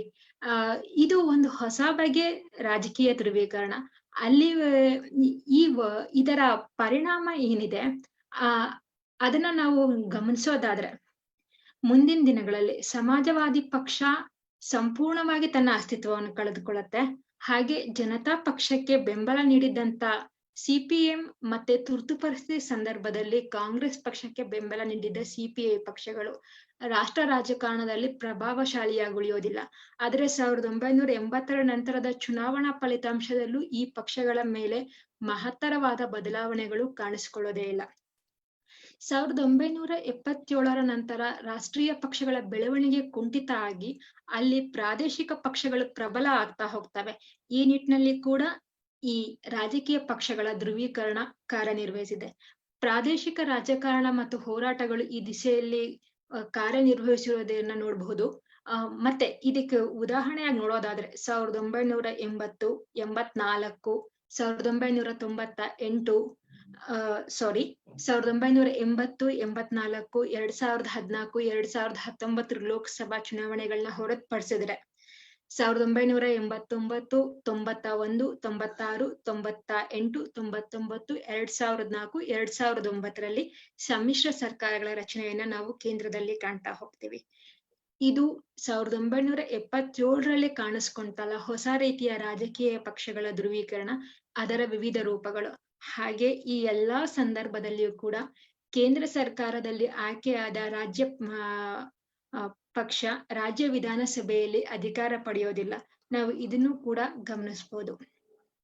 ಇನ್ನು ಪ್ರಾದೇಶಿಕ ರಾಜಕಾರಣ, ಈ ಹಂತದ ಪ್ರಾದೇಶಿಕ ರಾಜಕಾರಣವನ್ನ ಗಮನಿಸೋದಾದ್ರೆ ತುರ್ತು ಪರಿಸ್ಥಿತಿಯನ್ನ ವಿರೋಧಿಸಿ ಪ್ರತಿರೋಧ ಏನ್ ಭಾರತದಾದ್ಯಂತ ಕಾಣಿಸ್ಕೊಂತು, ಅದರ ನೆಲೆಯಲ್ಲಿ 1977ರಲ್ಲಿ ಪ್ರಥಮ ಬಾರಿಗೆ ಭಾರತದಲ್ಲಿ ಕಾಂಗ್ರೆಸ್ ಇತರ ಸರ್ಕಾರ ಒಂದು ಆಡಳಿತಕ್ಕೆ ಬರುತ್ತೆ. ಆದ್ರೆ ಆ ಸಂದರ್ಭದಲ್ಲಿ ಕರ್ನಾಟಕದಲ್ಲಿ ಅದು ಆಗೋದಿಲ್ಲ. ಹಾಗೆ ತುರ್ತು ಪರಿಸ್ಥಿತಿ ವಿರೋಧಿ ಅಲೆ ಕರ್ನಾಟಕದಲ್ಲಿ ಕಂಡು ಬರೋದಕ್ಕಿಂತ ಬದಲಿಯಾಗಿ ಅರಸು ಅಲೆ ಪ್ರಬಲವಾಗಿ ಕಾಣಿಸ್ಕೊಳ್ಳುತ್ತೆ. ಇದು ಆ ಕಾಲದ ಲೋಕಸಭಾ ಚುನಾವಣೆ ಮತ್ತು ವಿಧಾನಸಭಾ ಚುನಾವಣೆಯಲ್ಲಿ ಸ್ಪಷ್ಟವಾಗಿ ಗೋಚರವಾಗುತ್ತೆ. ಇದಕ್ಕೆ ಅರಸು ಅವರ ಜನಪರ ವಿಚಾರ, ಭೂ ಸುಧಾರಣಾ ಕಾಯ್ದೆ, ಸಾಮಾಜಿಕ ಸುಧಾರಣೆಯ ಅಂಶಗಳು ಪ್ರಮುಖ ಪಾತ್ರ ವಹಿಸಿರೋದನ್ನ ನೋಡ್ಬೋದು. ಮತ್ತೆ 1970ರ ದಶಕದ ಚುನಾವಣೆಗಳು ಏನಿದಾವೆ ಆ ಚುನಾವಣೆಗಳನ್ನ ಒಂದೊಂದಾಗಿ ನೋಡೋದಕ್ಕಿಂತ ಕರ್ನಾಟಕದ ಪ್ರಾದೇಶಿಕ ರಾಜಕಾರಣವನ್ನ ಅರ್ಥ ಮಾಡ್ಕೊಬೇಕಾದ್ರೆ ಒಟ್ಟಾಗಿ ನೋಡೋದು ಮುಖ್ಯ ಆಗತ್ತೆ. ಈ ದಶಕದಲ್ಲಿ 1971, 77 ಮತ್ತೆ 80ರಲ್ಲಿ ಲೋಕಸಭಾ ಚುನಾವಣೆಗಳು, 72 ಮತ್ತೆ 78ರಲ್ಲಿ ವಿಧಾನಸಭಾ ಚುನಾವಣೆಗಳು ನಡೆಯೋದನ್ನ ನಾವು ನೋಡ್ತೇವೆ. ಈ ಚುನಾವಣೆಯಲ್ಲಿ ಕಾಂಗ್ರೆಸ್ ಪಕ್ಷ ಗಳಿಸಿರೋ ಅಂತ ಕ್ಷೇತ್ರಗಳ ಸಂಖ್ಯೆ, ಶೇಕಡಾವಾರು ಮತಗಳನ್ನ ಒಟ್ಟಾಗಿ ನೋಡಿದಾಗ ಅನೇಕ ಹೊಸ ಒಳನೋಟಗಳು ಕಾಣಿಸ್ಕೊಳ್ತಾ ಹೋಗ್ತವೆ. ಈ ಲೋಕಸಭಾ ಚುನಾವಣೆಗಳಲ್ಲಿ ಕಾಂಗ್ರೆಸ್ ಕ್ರಮವಾಗಿ ಅಂದ್ರೆ 1971ರಲ್ಲಿ 27 ಕ್ಷೇತ್ರವನ್ನ ಗಳಿಸಿದರೆ 1977ರಲ್ಲಿ 26 ಕ್ಷೇತ್ರಗಳನ್ನ, ಮತ್ತೆ 1980ರಲ್ಲಿ 27 ಕ್ಷೇತ್ರಗಳನ್ನ ಜಯಿಸೋದನ್ನ ನಾವು ನೋಡ್ತೀವಿ. ನಾ ಮತ್ತೆ ಇನ್ನೊಂದ್ಸಲ ಹೇಳ್ತೀನಿ. 1971ರಲ್ಲಿ 27 ಕ್ಷೇತ್ರಗಳು, 77ರಲ್ಲಿ 26 ಕ್ಷೇತ್ರಗಳು, ಮತ್ತೆ 1980ರಲ್ಲಿ 27 ಕ್ಷೇತ್ರಗಳನ್ನ ಗಳಿಸೋದ್ ನೋಡ್ತೀವಿ.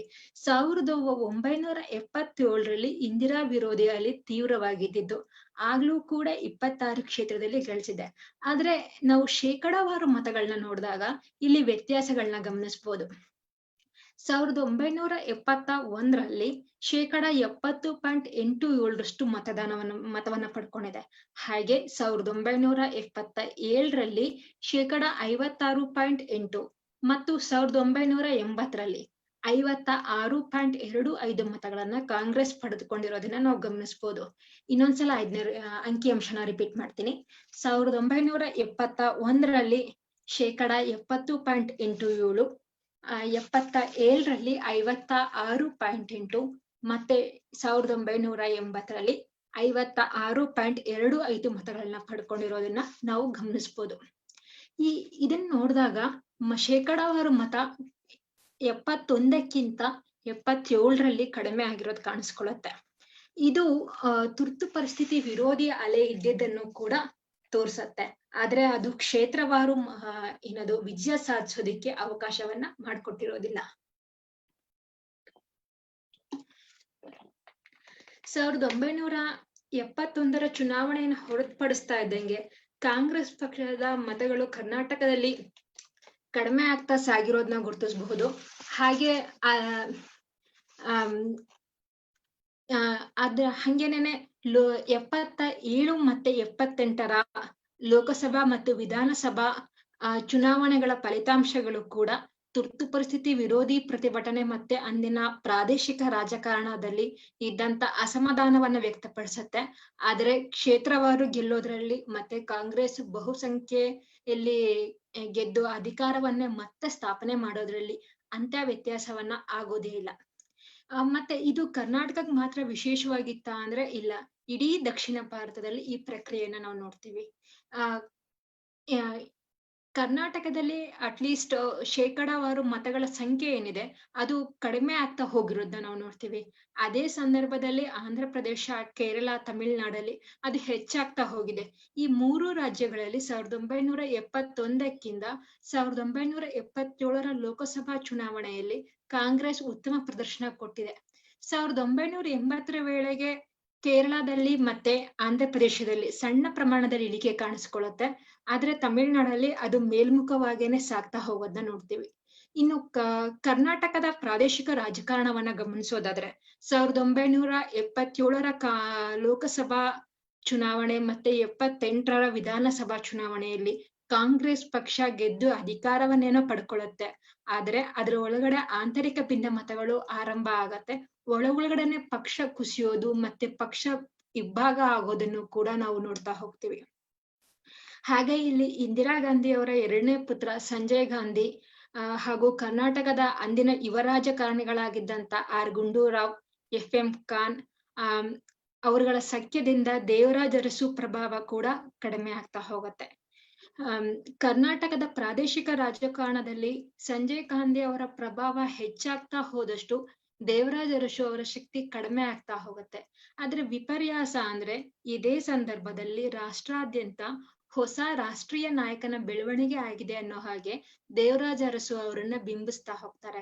ಈ ಬೆಳವಣಿಗೆಯನ್ನ ನಾವು 1980ರ ಚುನಾವಣಾ ಫಲಿತಾಂಶ ಬರೋ ತನಕ ಕೂಡ ಕಾಣ್ತಾ ಹೋಗ್ಬೋದು.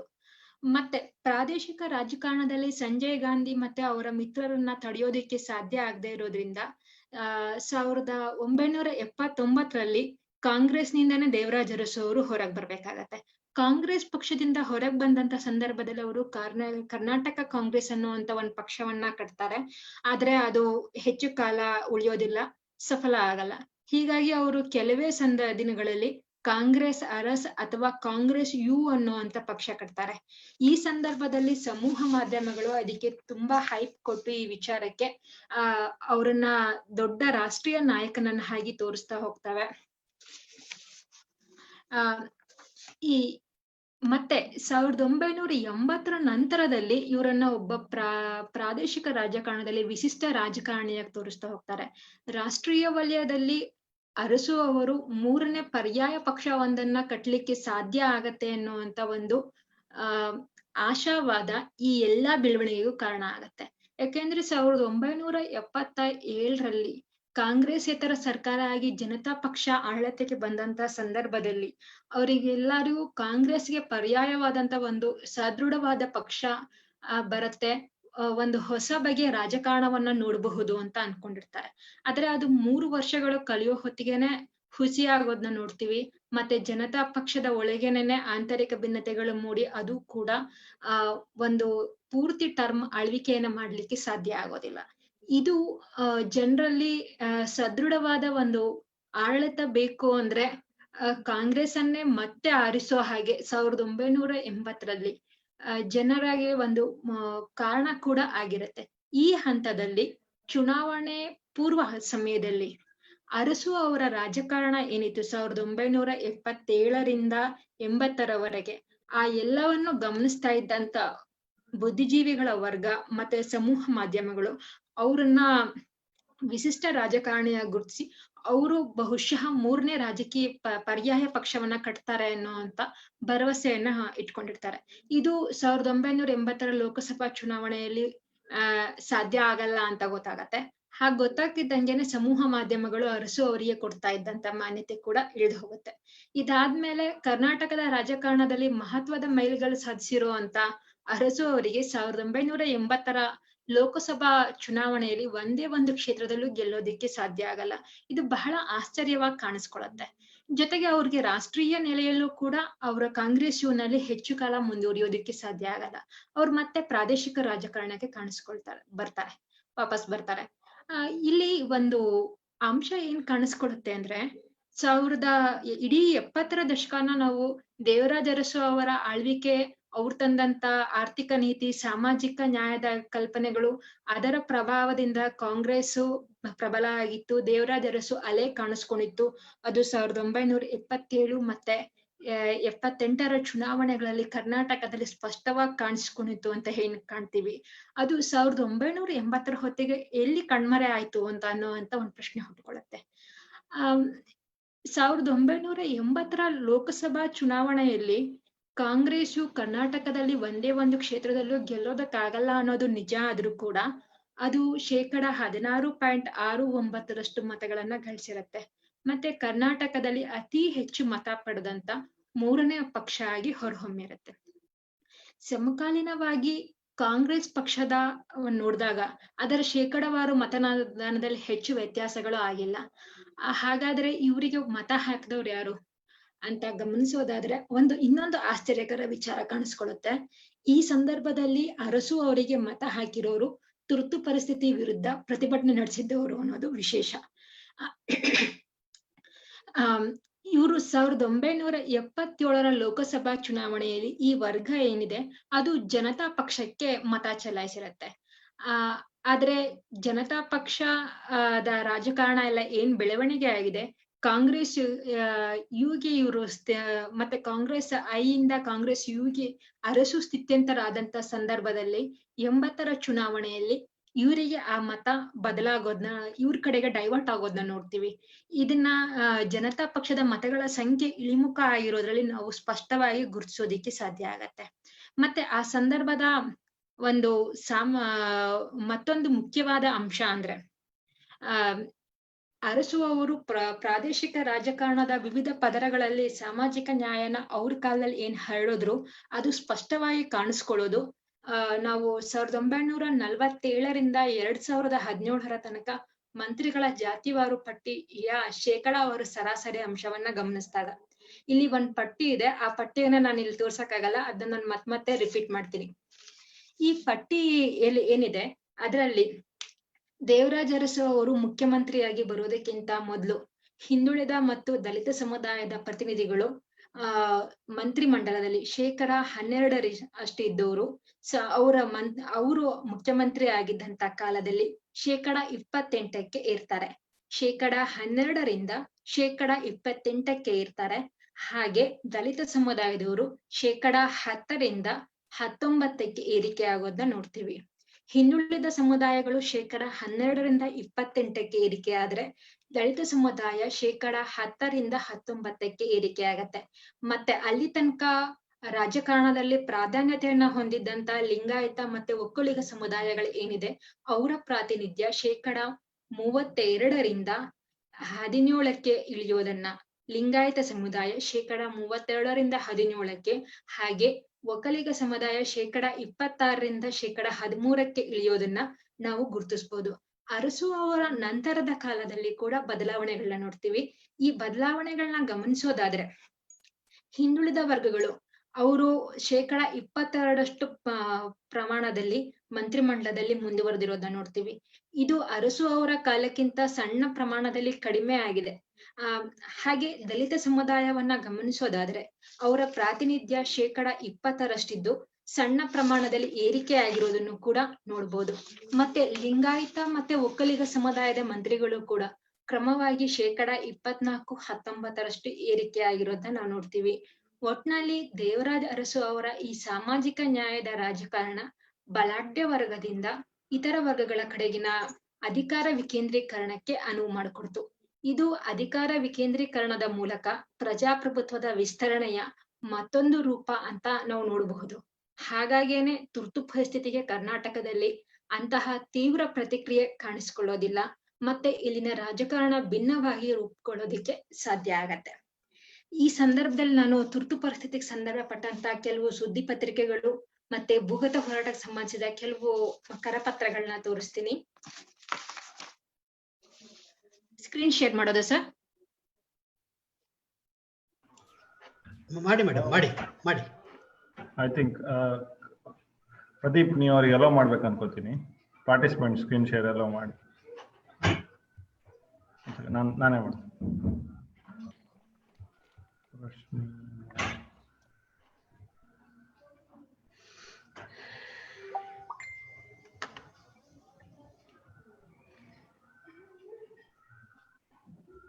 ಯಾ ಮೇಡಮ್ ಮಾಡ್ಬೋದು ಮೇಡಮ್, ನೋಡ್ತೀನಿ. ಟ್ರೈ ಮಾಡಿ. ಆಗ್ತಾ ಇಲ್ಲ. ಒನ್ ಸೆಕೆಂಡ್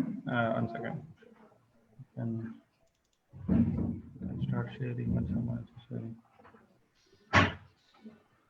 ಈಗ ನೋಡಿ. ಹಾ,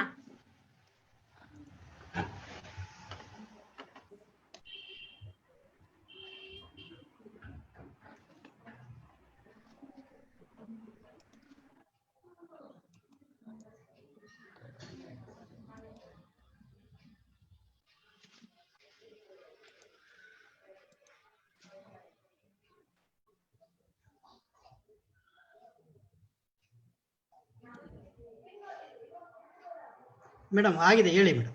ಕಂಟಿನ್ಯೂ ಮಾಡಿ ನೀವು. ಲಕ್ಷ್ಮೀ ನನಗೆ ಕಾಣಿಸ್ತಾ ಇಲ್ಲ. ತೊಂದ್ರೆ ಇಲ್ಲ, ನೀವು ಕಂಟಿನ್ಯೂ ಮಾಡಿ.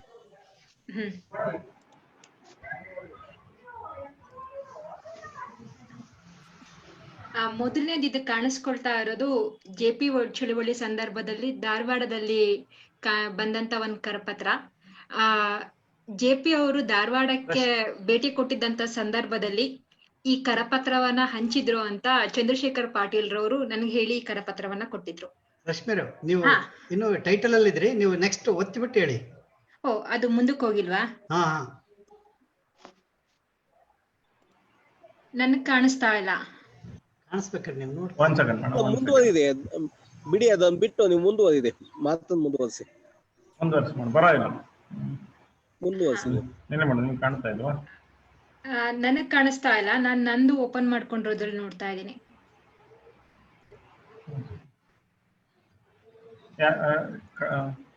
ಸರ್ ಒಂದೇ ನಿಮಿಷ ಸರ್, ನಾ ಮಾಡ್ತಾ ಇದ್ದೇನೆ. ಒಂದು ನಿಮಿಷ. ಓಕೆ, ಒಂದು ನಿಮಿಷ ಸರ್, ಜಸ್ಟ್ ಸರ್. ಮೇಡಮ್ ಕಾಣಿಸುತ್ತಾ? ಹಾ ಸರ್, ಕಾಣಿಸ್ತಾ. ಓಕೆ, ನೀವ್ ಹೇಳಿ ನೆಕ್ಸ್ಟ್ ಅಂತ ಹೇಳಿದ್ರೆ ನಾವು ನೆಕ್ಸ್ಟ್. ಈಗ ಮೊದಲನೇದು ಇದು ಧಾರವಾಡದಲ್ಲಿ ಮಾಡಿದ್ದ ಜೆ.ಪಿ. ಚಳುವಳಿ ಸಂದರ್ಭದಲ್ಲಿ ಪ್ರಕಟ ಆಗಿದ್ದಂತ ಒಂದು ಕರಪತ್ರ. ಜೆ.ಪಿ. ಅವರು ಕರ್ನಾಟಕ ಪ್ರವಾಸ ಕೈಗೊಂಡಿದ್ದ ಸಂದರ್ಭದಲ್ಲಿ ಧಾರವಾಡಕ್ಕೂ ಭೇಟಿ ಕೊಟ್ಟಿದ್ರು. ಆ ಸಂದರ್ಭದಲ್ಲಿನ ಈ ಕರಪತ್ರನ ಚಂದ್ರಶೇಖರ್ ಪಾಟೀಲ್ ರವರು ಹಂಚ್ಕೊಂಡ್ರು. Next sir. ಇದು ತುರ್ತು ಪರಿಸ್ಥಿತಿ ಜಾರಿ ಆಗೋದಕ್ಕಿಂತ ಮುನ್ನಾ ದಿನಗಳು ಅಂತ ಹೇಳ್ಬೋದು. ಕನ್ನಡಪ್ರಭ ಪತ್ರಿಕೆಯಲ್ಲಿ ಕಾಂಗ್ರೆಸ್ ಪಕ್ಷದ ಪ್ರಮುಖರು ಹಾಕೊಂಡಿರುವಂತ 2 ಜಾಹೀರಾತುಗಳು ಬಹಳ ಆಸಕ್ತಿಕರವಾಗಿದೆ. ಒಂದು ಜೂನ್ 23, ಮತ್ತೊಂದು ಜೂನ್ 24 ಪ್ರಕಟ ಆಗಿರೋದು. ಇದರಲ್ಲಿರೋ ವಿಚಾರಗಳನ್ನ ನೋಡೋದಾದ್ರೆ ಆ ಹೊತ್ತಿಗೆ ಅಲಹಾಬಾದ್ ಹೈಕೋರ್ಟ್ ತೀರ್ಪನ್ನೇನ್ ಕೊಟ್ಟಿರುತ್ತೆ, ಅದ್ರ ವಿರುದ್ಧ ಇಂದಿರಾ ಗಾಂಧಿ ಅವರು ಪ್ರಧಾನಮಂತ್ರಿ ಪಟ್ಟಕ್ಕೆ ರಾಜೀನಾಮೆ ಕೊಡ್ಬೇಕು ಅಂತ ದೊಡ್ಡ ಮಟ್ಟದಲ್ಲಿ ಹೋರಾಟಗಳು ನಡೀತಾ ಇರತ್ತೆ. ಆ ಹೋರಾಟಗಳು ತೀವ್ರತೆ ಪಡ್ಕೊಂಡಂತ ಸಂದರ್ಭದಲ್ಲಿ ಕರ್ನಾಟಕದಲ್ಲಿ 24ನೇ ತಾರೀಕು ದೇವರಾಜ ಅರಸು ಅವರು ಒಂದು ಬೃಹತ್ ಮೆರವಣಿಗೆ ಮತ್ತೆ ಬಹಿರಂಗ ಸಭೆಯನ್ನ ಭಾಗವಹಿಸ್ಬೇಕು, ಕಾಂಗ್ರೆಸ್ ಪಕ್ಷದ ಎಲ್ಲಾ ಹಿತೈಷಿಗಳು ಸಂಘ ಸಂಸ್ಥೆಗಳು ಭಾಗವಹಿಸ್ಬೇಕು ಅಂತ ಕೇಳಿರುವಂತದ್ದು. ಮತ್ತೊಂದು ಇಂದಿರಾ ಗಾಂಧಿ ಅವರಿಗೆ ಪೂರಕವಾಗಿ ಇನ್ನೊಂದು ಜಾಹೀರಾತನ್ನ ನೋಡ್ಬೋದು. ಅದು ಆ ಸಮಯದಲ್ಲಿ ನಡೀತಾ ಇದ್ದಂತ ಹೋರಾಟಗಳನ್ನ ಪಟ್ಟಭದ್ರ ಹಿತಾಸಕ್ತಿಗಳು ಮತ್ತೆ ಬಂಡವಾಳಶಾಹಿಗಳು ಮಾಡ್ತಿರೋವಂಥದ್ದು ಅನ್ನೋ ರೀತಿಯಲ್ಲಿ ಪ್ರೊಜೆಕ್ಟ್ ಮಾಡ್ತಾ ಹೋಗುತ್ತೆ. ಒಂದ್ ಸರ್ಕಾರ ಯಾವಾಗ್ಲೇ ಆದ್ರೂ ಅದರ ವಿರುದ್ಧ ಏನೇ ನಡೆದ್ರು ಕೂಡ ಅದು ಪಟ್ಟಭದ್ರ ಹಿತಾಸಕ್ತಿಗಳು ಅಂತ ಮಾತಾಡೋದನ್ನ ನಾವಿಲ್ಲಿ ಗುರುತಿಸಬಹುದು. Next sir. ಹೇಳಿ ಮೇಡಮ್. ಇದು 1975 ತುರ್ತು ಪರಿಸ್ಥಿತಿ ಜಾರಿಯಾದ ಮಾರನೇ ದಿನ ಬಂದಂತ ಪ್ರಜಾವಾಣಿ ಪತ್ರಿಕೆದು ಒಂದ್ ನೋಟ. ತುರ್ತು ಪರಿಸ್ಥಿತಿ ಜೂನ್ 26ರಂದು ಜಾರಿ ಆಗತ್ತೆ. ಆದ್ರೆ ಆ ಹೊತ್ತಿಗಾಗ್ಲೇ ಪ್ರೆಸ್ ಅಲ್ಲಿ ಪತ್ರಿಕೆಗಳು ಪ್ರಕಟ ಆಗಿರುತ್ತೆ. ಮತ್ತೆ ಆ ಸುದ್ದಿ ಈಚೆ ಬರೋದಕ್ಕಿಂತ ಮುಂಚೆನೆ ಪತ್ರಿಕೆಗಳು ಹೊರಗ್ ಬಂದಾಗಿರತ್ತೆ. ಆ ಸುದ್ದಿ ಗೊತ್ತಾಗೋದೇನೆ ಆಲ್ ಇಂಡಿಯಾ ರೇಡಿಯೋ ಮೂಲಕ. ಹಾಗಾಗಿ ಏನಿದು ಘಟನೆ ಏನಿದೆ ತುರ್ತು ಪರಿಸ್ಥಿತಿ ಜಾರಿಗೊಳಿಸಿದ್ದು ಅದಕ್ಕೆ ಪ್ರತಿಭಟನೆ ನಾವು ನೋಡೋದು 27 ಪತ್ರಿಕೆಯಲ್ಲಿ. ಇದು ಪ್ರಜಾವಾಣಿನಲ್ಲಿ ಅವತ್ತಿನ ದಿನ ಎಡಿಟೋರಿಯಲ್ನ ಖಾಲಿ ಬಿಟ್ಟಿದ್ದಾರೆ. ಹಾಗೆ ಇಲ್ಲಿ ಜನರ ಮಾತುಕತೆ ವಿಚಾರಗಳನ್ನ ಏನ್ ಇಡ್ತಿದ್ರು ಅದನ್ನ ಅವರು ಕ್ವಶನ್ ಮಾರ್ಕ್ ಹಾಕಿ ಬಿಟ್ಟಿರೋದನ್ನ ನಾವು ನೋಡಬಹುದು. ಸರ್ ಮುಂದೊಂದು. Okay madam. ನೆಕ್ಸ್ಟ್ ಅದೇ ಸಂದರ್ಭದ ಕನ್ನಡಪ್ರಭ ಮತ್ತೆ ಸಂಯುಕ್ತ ಕರ್ನಾಟಕ ಅದರಲ್ಲಿರೋ ಟೈಟ್ಲ್ಗಳು ಕೂಡ ಆ ಸಮಯ ಹೆಂಗಿತ್ತು ಅನ್ನೋದನ್ನ ಹೇಳ್ತವೆ. ಒಂದ್ ಕಡೆ ಇಡೀ ಪತ್ರಿಕೆಯಲ್ಲಿರೋ ಸಣ್ಣ ಸಣ್ಣ ಶೀರ್ಷಿಕೆಗಳನ್ನ ಒಟ್ಟಿಗೆ ನೋಡಿದಾಗ ನೇರವಾಗಿ ವಿರೋಧ ಮಾಡಕ್ಕಾಗದೆ ಇರೋದನ್ನ ಇಂಡೈರೆಕ್ಟ್ ಆಗಿ ಸರ್ಕಾರ ತಂದಿರುವಂತ ಕ್ರಮವನ್ನ ವಿರೋಧಿಸೋದನ್ನ ನಾವು ನೋಡ್ತೀವಿ. ಇಲ್ಲಿ ನೋಡಿ, ರಾಷ್ಟ್ರಾದ್ಯಂತ ತುರ್ತು ಪರಿಸ್ಥಿತಿ ಘೋಷಣೆ, ಆಂತರಿಕ ಭದ್ರತೆ ರಕ್ಷಣೆಗೆ ತುರ್ತು ಕ್ರಮ ಅಂತ ಹೆಡ್ಡಿಂಗ್ ಇದೆ ಕನ್ನಡಪ್ರಭದಲ್ಲಿ. ಕೆಳಗಡೆ ರಾಷ್ಟ್ರದಲ್ಲಿ ಒಟ್ಟಾರೆ ಶಾಂತ ಸ್ಥಿತಿ ಅಂತ ಇನ್ನೊಂದು ಹೆಡ್ಡಿಂಗ್ ಇದೆ. 2 ವಿರೋಧ ಭಾಸಗಳು. ಈ ರೀತಿ ಪತ್ರಿಕೆಗಳು ಯಾವಾಗ್ಲೂ ವಿರೋಧ ಭಾಸಗಳನ್ನ ಮೇಲ್ಗಡೆ ಸುದ್ದಿ ಒಂದು ಕೆಳಗಡೆ ಸುದ್ದಿ ಒಂದು ಅದ್ರ ಶೀರ್ಷಿಕೆ ಒಂದು ಕೊಡ್ತಾ ಅವರ ಪ್ರತಿಭಟನೆಯನ್ನ ದಾಖಲಾಗೋ ಹಾಗೆ ಮಾಡಿರೋದನ್ನ ಆ ಸಮಯದಲ್ಲಿ ನೋಡ್ಬೋದು. ಸರ್ ನೆಕ್ಸ್ಟ್ ಇದು ಇಂಡಿಯನ್ ಎಕ್ಸ್ಪ್ರೆಸ್ ಕೂಡ ಆ ಸಂದರ್ಭದಲ್ಲಿ ಎಡಿಟೋರಿಯಲ್ ಖಾಲಿ ಬಿಟ್ಟಿರೋ ಹಿನ್ನೆಲೆಯಲ್ಲಿ ತುಂಬಾನೇ ಜನರ ಮನಸ್ಸಲ್ಲಿ ಉಳ್ಕೊಂಡಿರುವಂತದ್ದು. ಇದೇ ರೀತಿ ಸರ್ ನೆಕ್ಸ್ಟ್ ಡೆಕ್ಕನ್ ಹೆರಾಲ್ಡ್ ಅಲ್ಲೂ ನಾವು ನೋಡ್ಬೋದು. ಡೆಕ್ಕನ್ ಹೆರಾಲ್ಡ್ ಪತ್ರಿಕೆಯಲ್ಲೂ ಕೂಡ ಒಂದಷ್ಟು ದಿನಗಳ ಕಾಲ ಎಡಿಟೋರಿಯಲ್ ಖಾಲಿ ಇರೋದನ್ನ ನೋಡ್ತೀವಿ. ಆ ನಂತರ ಸರ್ಕಾರ ಒಂದು ನಿಯಮವನ್ನ ಜಾರಿಗೆ ತರತ್ತೆ, ಎಡಿಟೋರಿಯಲ್ ನ ಖಾಲಿ ಬಿಡೋ ಹಾಗಿಲ್ಲ ಅಂತ. ಯಾಕೆಂದ್ರೆ ಇದು ದೊಡ್ಡ ಮಟ್ಟದ ಪ್ರತಿಭಟನೆಯನ್ನ ಮಾಡ್ತಿದೆ, ಅದು ಜನರಿಗೆ ಗೊತ್ತಾಗ್ತಿದೆ ಅನ್ನೋದು ಸರ್ಕಾರಕ್ಕೆ ಒಂದು ಆತಂಕ ಹುಟ್ಟಾಕಿರತ್ತೆ. ಅದಾದ್ಮೇಲೆ ಅವರು ಎಡಿಟೋರಿಯಲ್ ನ ಖಾಲಿ ಬಿಡಲ್ಲ, ಅದಕ್ ಬದಲಿಯಾಗಿ ಪರೋಕ್ಷವಾಗಿ ಸರ್ಕಾರದ ವಿಚಾರಗಳಿಗೆ ತಮ್ಮ ಅಭಿಪ್ರಾಯಗಳನ್ನ ಪ್ರಕಟಿಸ್ತಾ ಹೋಗ್ತವೆ. ಇದು ಎಲ್ಲಾ ಪತ್ರಿಕೆಗಳು ಅಂತ ಹೇಳಲಿಕ್ಕಾಗಲ್ಲ, ಕೆಲವು ಪತ್ರಿಕೆಗಳು ಆ ಕೆಲಸವನ್ನ ಮಾಡ್ತಾ ಹೋಗ್ತಾರೆ. ನೆಕ್ಸ್ಟ್ ಇದು ಭೂಗತ ಪತ್ರಿಕೆ. ಭೂಗತ ಪತ್ರಿಕೆಯಲ್ಲಿ ಹಲವಾರು ಪತ್ರಿಕೆ ನೋಡ್ತೀವಿ. ಮತ್ತೆ ಭೂಗತ ಪತ್ರಿಕೆಗಳನ್ನ ನೋಡ್ಬೇಕಾದ್ರೆ ಇನ್ನೊಂದು ವಿಚಾರ ಏನ್ ಬರುತ್ತೆ ಅಂದ್ರೆ, ಒಂದೇ ಹೆಸರಲ್ಲಿ ಪತ್ರಿಕೆಗಳು ಪ್ರಕಟ ಆಗ್ತಾ ಇರ್ಲಿಲ್ಲ ಅಂತ. ಯಾಕೆಂದ್ರೆ ಒಂದೇ ಹೆಸರಲ್ಲಿ ಪ್ರಕಟ ಆದ್ರೆ ಅದನ್ನ ಪೊಲೀಸ್ನವರು ಗುರುತಿಸೋದು ಮಟ್ಟ ಹಾಕೋದು ಎರಡು ಸುಲಭ ಆಗ್ತಾ ಇದ್ರಿಂದ ಪತ್ರಿಕೆಗಳ ಹೆಸರುಗಳು ಅವಾಗವಾಗ ಬದಲಾಗ್ತಾ ಇತ್ತು ಅಂತ ಹೇಳ್ತಾರೆ. ಇದು ಕಹಳೆ ಆ ಸಂದರ್ಭದಲ್ಲಿ ಇದ್ದಂತ ಒಂದು ಪ್ರಸಿದ್ಧವಾದ ಪತ್ರಿಕೆ. ನೆಕ್ಸ್ಟ್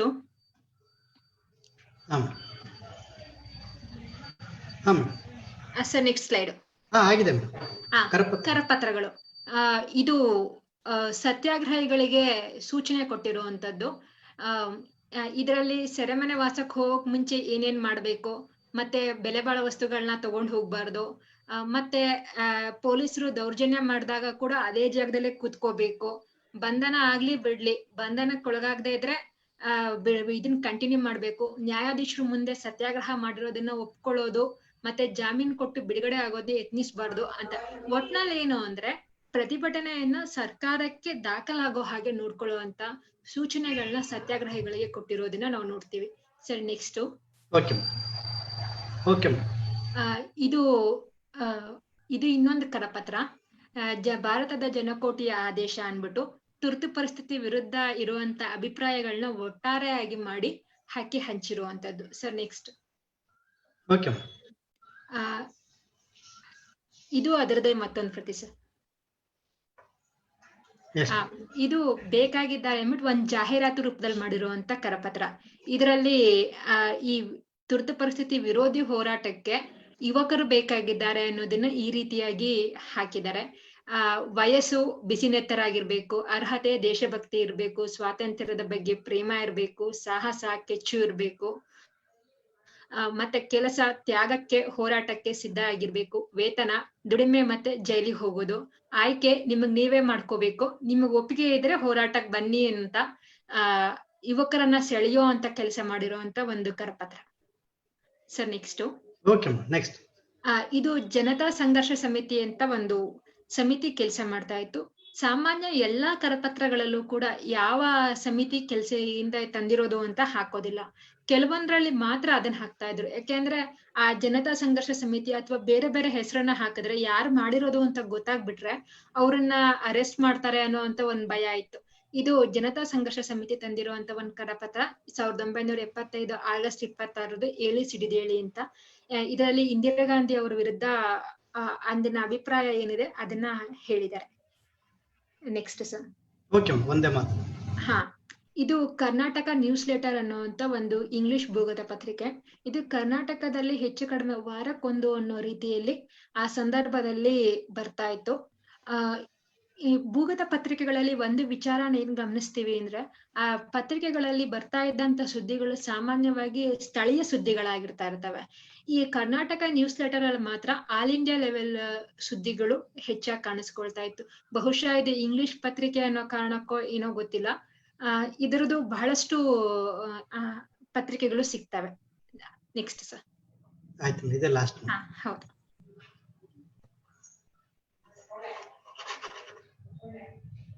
ಮುಂದುವರಿಸಿ ಮೇಡಮ್, ಹೇಳಿ.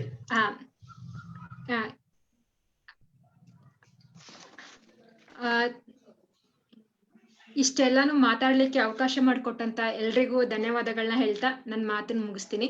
ಪ್ರಶ್ನೆಗಳೇನಾದ್ರು ಇದ್ರೆ ಕೇಳ್ಬೋದು. ಪ್ರದೀಪ್ ಅವರೇ.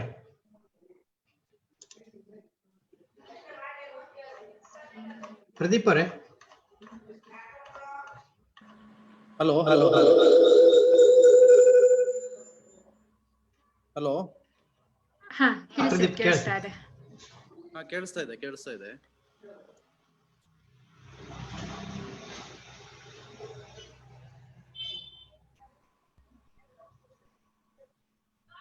ನಮಸ್ಕಾರ ರಶ್ಮಿ. ಹೇಳಿ. ಮೊದಲ ಪ್ರಶ್ನೆ,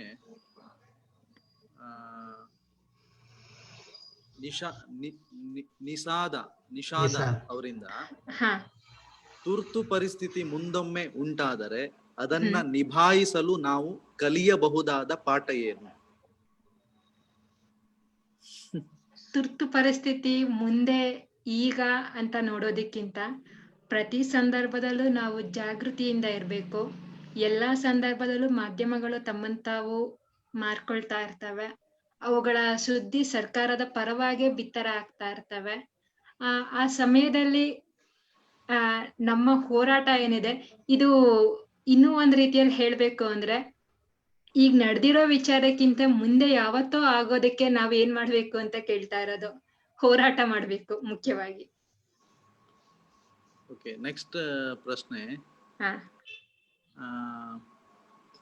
ಹನುಮನಗೌಡ ಅವರಿಂದ, ಹ್ಮ್ ತುರ್ತು ಪರಿಸ್ಥಿತಿಯ ಕಾಲದಲ್ಲಿ ಸೆರೆಮನೆ ವಾಸ ಅನುಭವಿಸಿದ ಕರ್ನಾಟಕದ ವಿವಿಧ ಪಕ್ಷದ ನಾಯಕರುಗಳು ಯಾರು ಹಾಗೂ ಪ್ರಸ್ತುತ ಅವರ ಇಂದಿನ ರಾಜಕೀಯ ನೆಲೆಗಳು ಬದಲಾಗಿವೆಯಾ?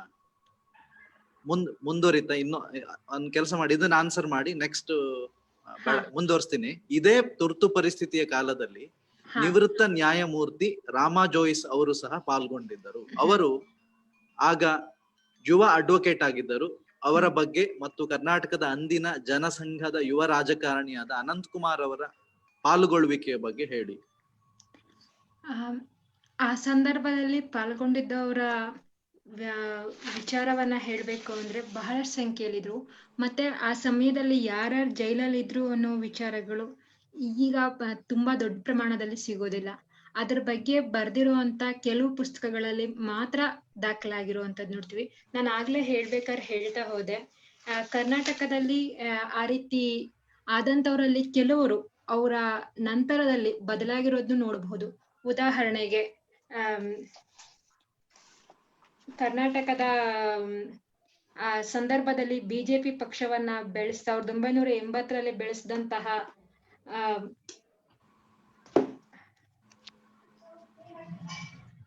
ಒಂದ್ ನಿಮಿಷ,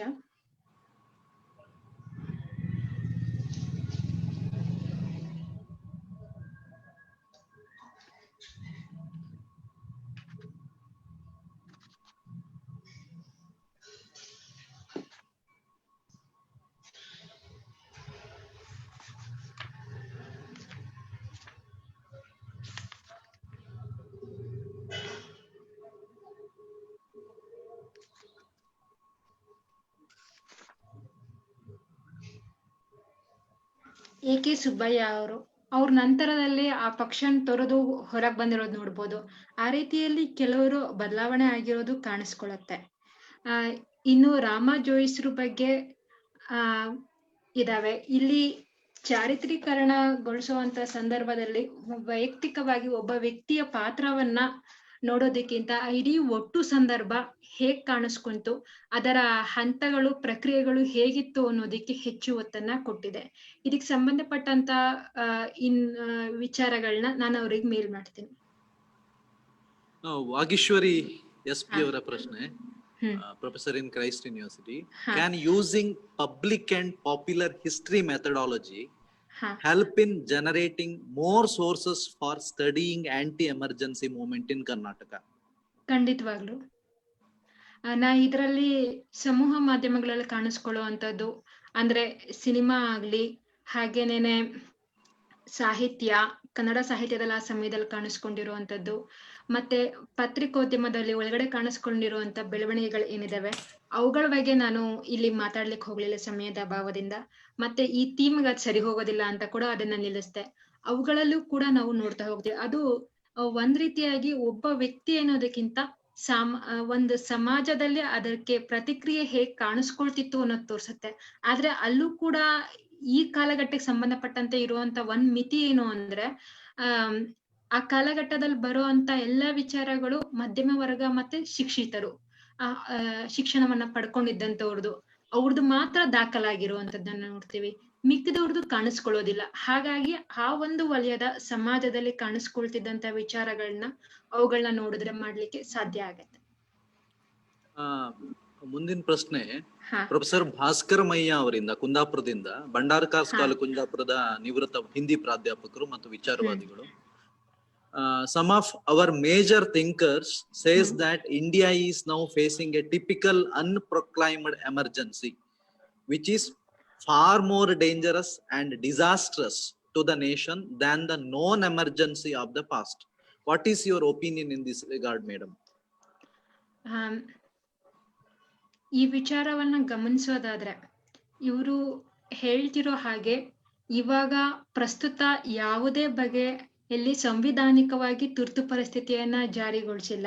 ಆದ್ರೆ ಒಂದು ರಾಷ್ಟ್ರದಲ್ಲಿ ಯಾವುದಾದರೂ ಪ್ರಜಾಪ್ರಭುತ್ವ ಅಸ್ತಿತ್ವದಲ್ಲಿ ಇರ್ಬೇಕಾದ್ರೆ ಆಡಳಿತ ಪಕ್ಷದಷ್ಟೇ ವಿರೋಧ ಪಕ್ಷಗಳು ಕೂಡ ಹೆಚ್ಚು ಸ್ಟ್ರಾಂಗ್ ಆಗಿದ್ದಾಗ ಮಾತ್ರ ಪ್ರಜಾಪ್ರಭುತ್ವ ಒಂದ್ ಸ್ಮೂತ್ ಆಗಿ ನಡ್ಕೊಂಡು ಹೋಗೋದಿಕ್ಕೆ ಸಾಧ್ಯ ಆಗತ್ತೆ. 1972ರ ಸಂದರ್ಭದಲ್ಲೂ ಕೂಡ ನಾವು ನೋಡಿದ್ರೆ ಅವಾಗ್ಲೂ ಕೂಡ ವಿರೋಧ ಪಕ್ಷ ಸಾಕಷ್ಟು ದುರ್ಬಲ ಆಗಿತ್ತು. ಅವಾಗ ಹೋಲಿಸಿದ್ರೆ ಇವಾಗಿನ ಪರಿಸ್ಥಿತಿ ತಗೊಳ್ಳೋದಾದ್ರೆ ಇವಾಗ ಆಗಿಂತ ಹೆಚ್ಚು ದುರ್ಬಲ ಆಗಿದೆ. ಇದು ನೇರವಾಗಿ ಸಾಧ್ಯ ಆಗತ್ತಾ ಆಗಲ್ವಾ ಅನ್ನೋದಕ್ಕಿಂತ ಆ ನಿಟ್ಟಿನಲ್ಲಿ ಏನಾಗತ್ತೆ ಅದ್ರ ಬಗ್ಗೆ ಪ್ರತಿಯೊಬ್ರು ಜಾಗೃತಿಯಿಂದ ಇರೋದು ಹೆಚ್ಚು ಉತ್ತಮ ಅಂತ ಹೇಳ್ಬಹುದು.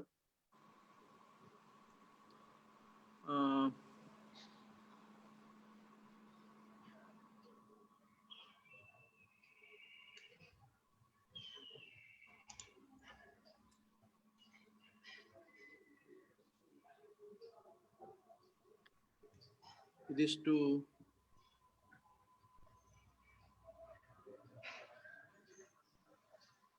ಪ್ರಶ್ನೆಗಳು. ಇನ್ನು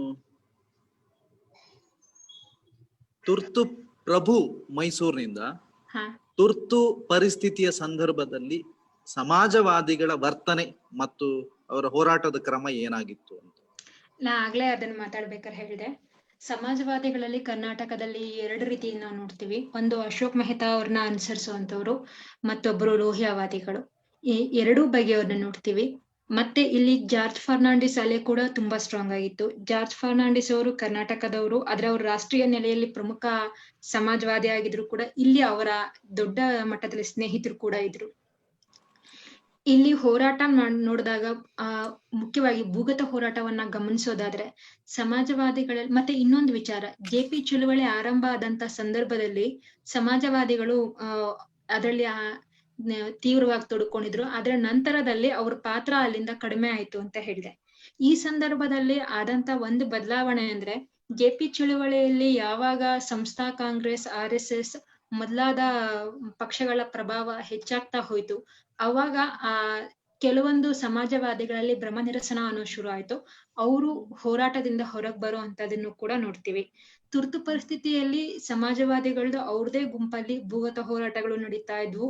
ಹೊರಗಡೆ ಅವರು ಪ್ರಕಟಿಸುವಂತದ್ದು, ಸರ್ಕಾರಕ್ಕೆ ಮಾಹಿತಿ ಕೊಡುವಂತವೇ. ಅಂದ್ರೆ ಸರ್ಕಾರಕ್ಕೆ ಕರ್ನಾಟಕದಲ್ಲಿ ದೇವರಾಜ ಅರಸು ಬಹಳ ಕಟ್ಟುನಿಟ್ಟಿನಿಂದ ಕಾರ್ಯವನ್ನ ಕೈಗೊಳ್ಳೋದಂದ್ರೆ ಸರ್ಕಾರಕ್ಕೆ ತುಂಬಾ ಅಡ್ಡಿಯನ್ನ ಉಂಟು ಮಾಡದೇ ಇರೋರಿಗೆ ಅಷ್ಟೊಂದು ತೊಂದರೆ ಕೊಡದೇ ಇದ್ರಿಂದ ನೇರವಾಗಿ ಅವ್ರ ಹತ್ರ ಮಾತಾಡುವಂತ ಕೆಲಸಗಳನ್ನು ಕೂಡ ಕೆಲವರು ಮಾಡ್ತಾ ಇದ್ರು. ಇಲ್ಲಿ ಭೂಗತ ಹೋರಾಟಗಾರರಲ್ಲಿ ಸಮಾಜವಾದಿಗಳನ್ನ ಗಮನಿಸೋದಾದ್ರೆ ಹಿಂಸಾತ್ಮಕ, ಅಹಿಂಸಾತ್ಮಕ 2 ವಿಧಾನಗಳು ಇದ್ವು. ಅವರೆಲ್ಲರೂ ಕೂಡ ಆ ಸಂದರ್ಭದ ಭೂಗತ ಅಂದ್ರೆ ವಿದೇಶಿ ಸಾಹಿತ್ಯ ಏನಿದೆ, ಭೂಗತ ಹೋರಾಟಗಳು, ಅದು ಮತ್ತೆ ತುರ್ತು ಸ್ವತಂತ್ರ ಬರಕ್ಕಿಂತ ಮುಂಚಿನ ಭಾರತದ ಹೋರಾಟ ಏನಿದೆ ಅದರಿಂದ ಹೆಚ್ಚು ಇನ್ಸ್ಪೈರ್ ಆಗಿದ್ರು. ಅದಕ್ಕೆ ಸಂಬಂಧಪಟ್ಟಂತ ಏನದು ವಿಚಾರಗಳಿಂದ ಅದೇ ರೀತಿ ಇವಾಗ ಏನ್ ಮಾಡ್ಲಿಕ್ಕೆ ಸಾಧ್ಯ ಆಗತ್ತೆ ಅನ್ನೋದನ್ನ ಯೋಚನೆ ಮಾಡಿ ಮಾಡ್ತಾ ಇದ್ರು. ಇಲ್ಲಿ ಹಿಂಸಾತ್ಮಕ ಹೋರಾಟಗಳು ಅಂದ್ರೆ ನಾನು ಹೇಳ್ದಂಗೆ ಬೆಂಗಳೂರು, ಹುಬ್ಬಳ್ಳಿ ಮತ್ತೆ ಕೆಲವೊಂದ್ ಕಡೆ ಈ ಪೋಸ್ಟ್ ಬಾಕ್ಸ್ ಡಬ್ಬದೊಳಗಡೆ ಪಟಾಕಿ ಹಾಕಿ ಸಿಡ್ಸೋದು, ಮತ್ತೆ ರೈಲ್ವೆ ಹಳಿ ಹತ್ರ ಸಣ್ಣ ನಾಡಬಾಂಬ್ ಬಿಟ್ಟು ಹಳಿಯನ್ನ ಮುರಿಯೋದು, ಇಂಥ ಕೆಲಸಗಳನ್ನ ಮಾಡ್ತಾ ಇದ್ರು. ಮತ್ತೆ ಇಲ್ಲಿ ನಂದನ ಅಲ್ಲ, ಸ್ನೇಹಲತಾ ರೆಡ್ಡಿ ಅವರು ಅರೆಸ್ಟ್ ಆಗೋ ತನಕ ಕೂಡ ಇದು ತೀವ್ರವಾಗಿ ನಡೀತಾ ಹೋಗುತ್ತೆ. ಸ್ನೇಹಲತಾ ರೆಡ್ಡಿ ಅವರು ಸೆರೆಮನೆಗೆ ಹೋಗ್ತಾ ಇದ್ದಂಗೆ ಇದು ಕಡಿಮೆ ಆಗ್ತಾ ಹೋಗೋದನ್ನ ನಾವು ನೋಡ್ತೀವಿ. ಡಾಕ್ಟರ್ ಅಮರೇಶ್ ಯತ್ಗಲ್, ಕನ್ನಡ ಯೂನಿವರ್ಸಿಟಿ ಹಂಪಿ ಅವರ ಪ್ರಶ್ನೆ, ನೀವು ಎಡ ಮತ್ತು ಬಲದ ಪಾರ್ಟಿಸಿಪೇಷನ್ ಅನ್ನ ಹೇಳಿದ್ರಿ ಎಮರ್ಜೆನ್ಸಿ ಹೊತ್ತಿಗೆ. ಜನಸಾಮಾನ್ಯರ ಮನೋಸ್ಥಿತಿ ಮತ್ತು ಪಾಲ್ಗೊಳ್ಳುವಿಕೆ ಯಾವ ರೀತಿ ಇತ್ತು? ಈ ವಿಚಾರನ ಗುರುತಿಸೋದು ತುಂಬಾ ಕಷ್ಟ ಆಗತ್ತೆ.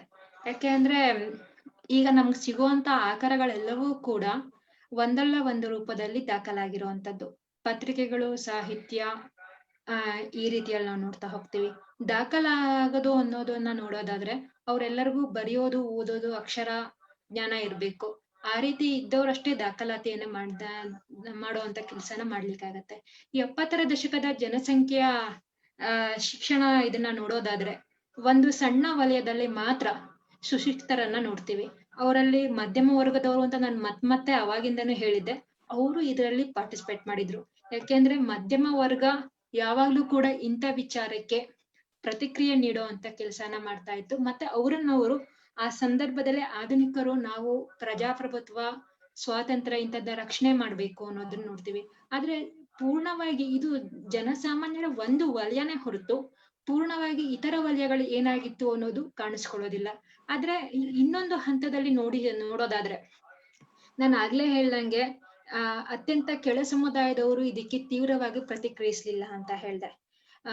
ಮಧ್ಯದಲ್ಲಿ ಒಂದ್ ಕಡೆ ಆವಾಗ್ಲೂ ನಾನು ಅದನ್ನೇ ಹೇಳ್ದೆ, ಪ್ರಜಾಪ್ರಭುತ್ವದಲ್ಲಿ ಅಧಿಕಾರ ವಿಕೇಂದ್ರೀಕರಣನೇ ಪ್ರಮುಖವಾಗಿ ಕಾರ್ಯನಿರ್ವಹಿಸುವಂತದ್ದು.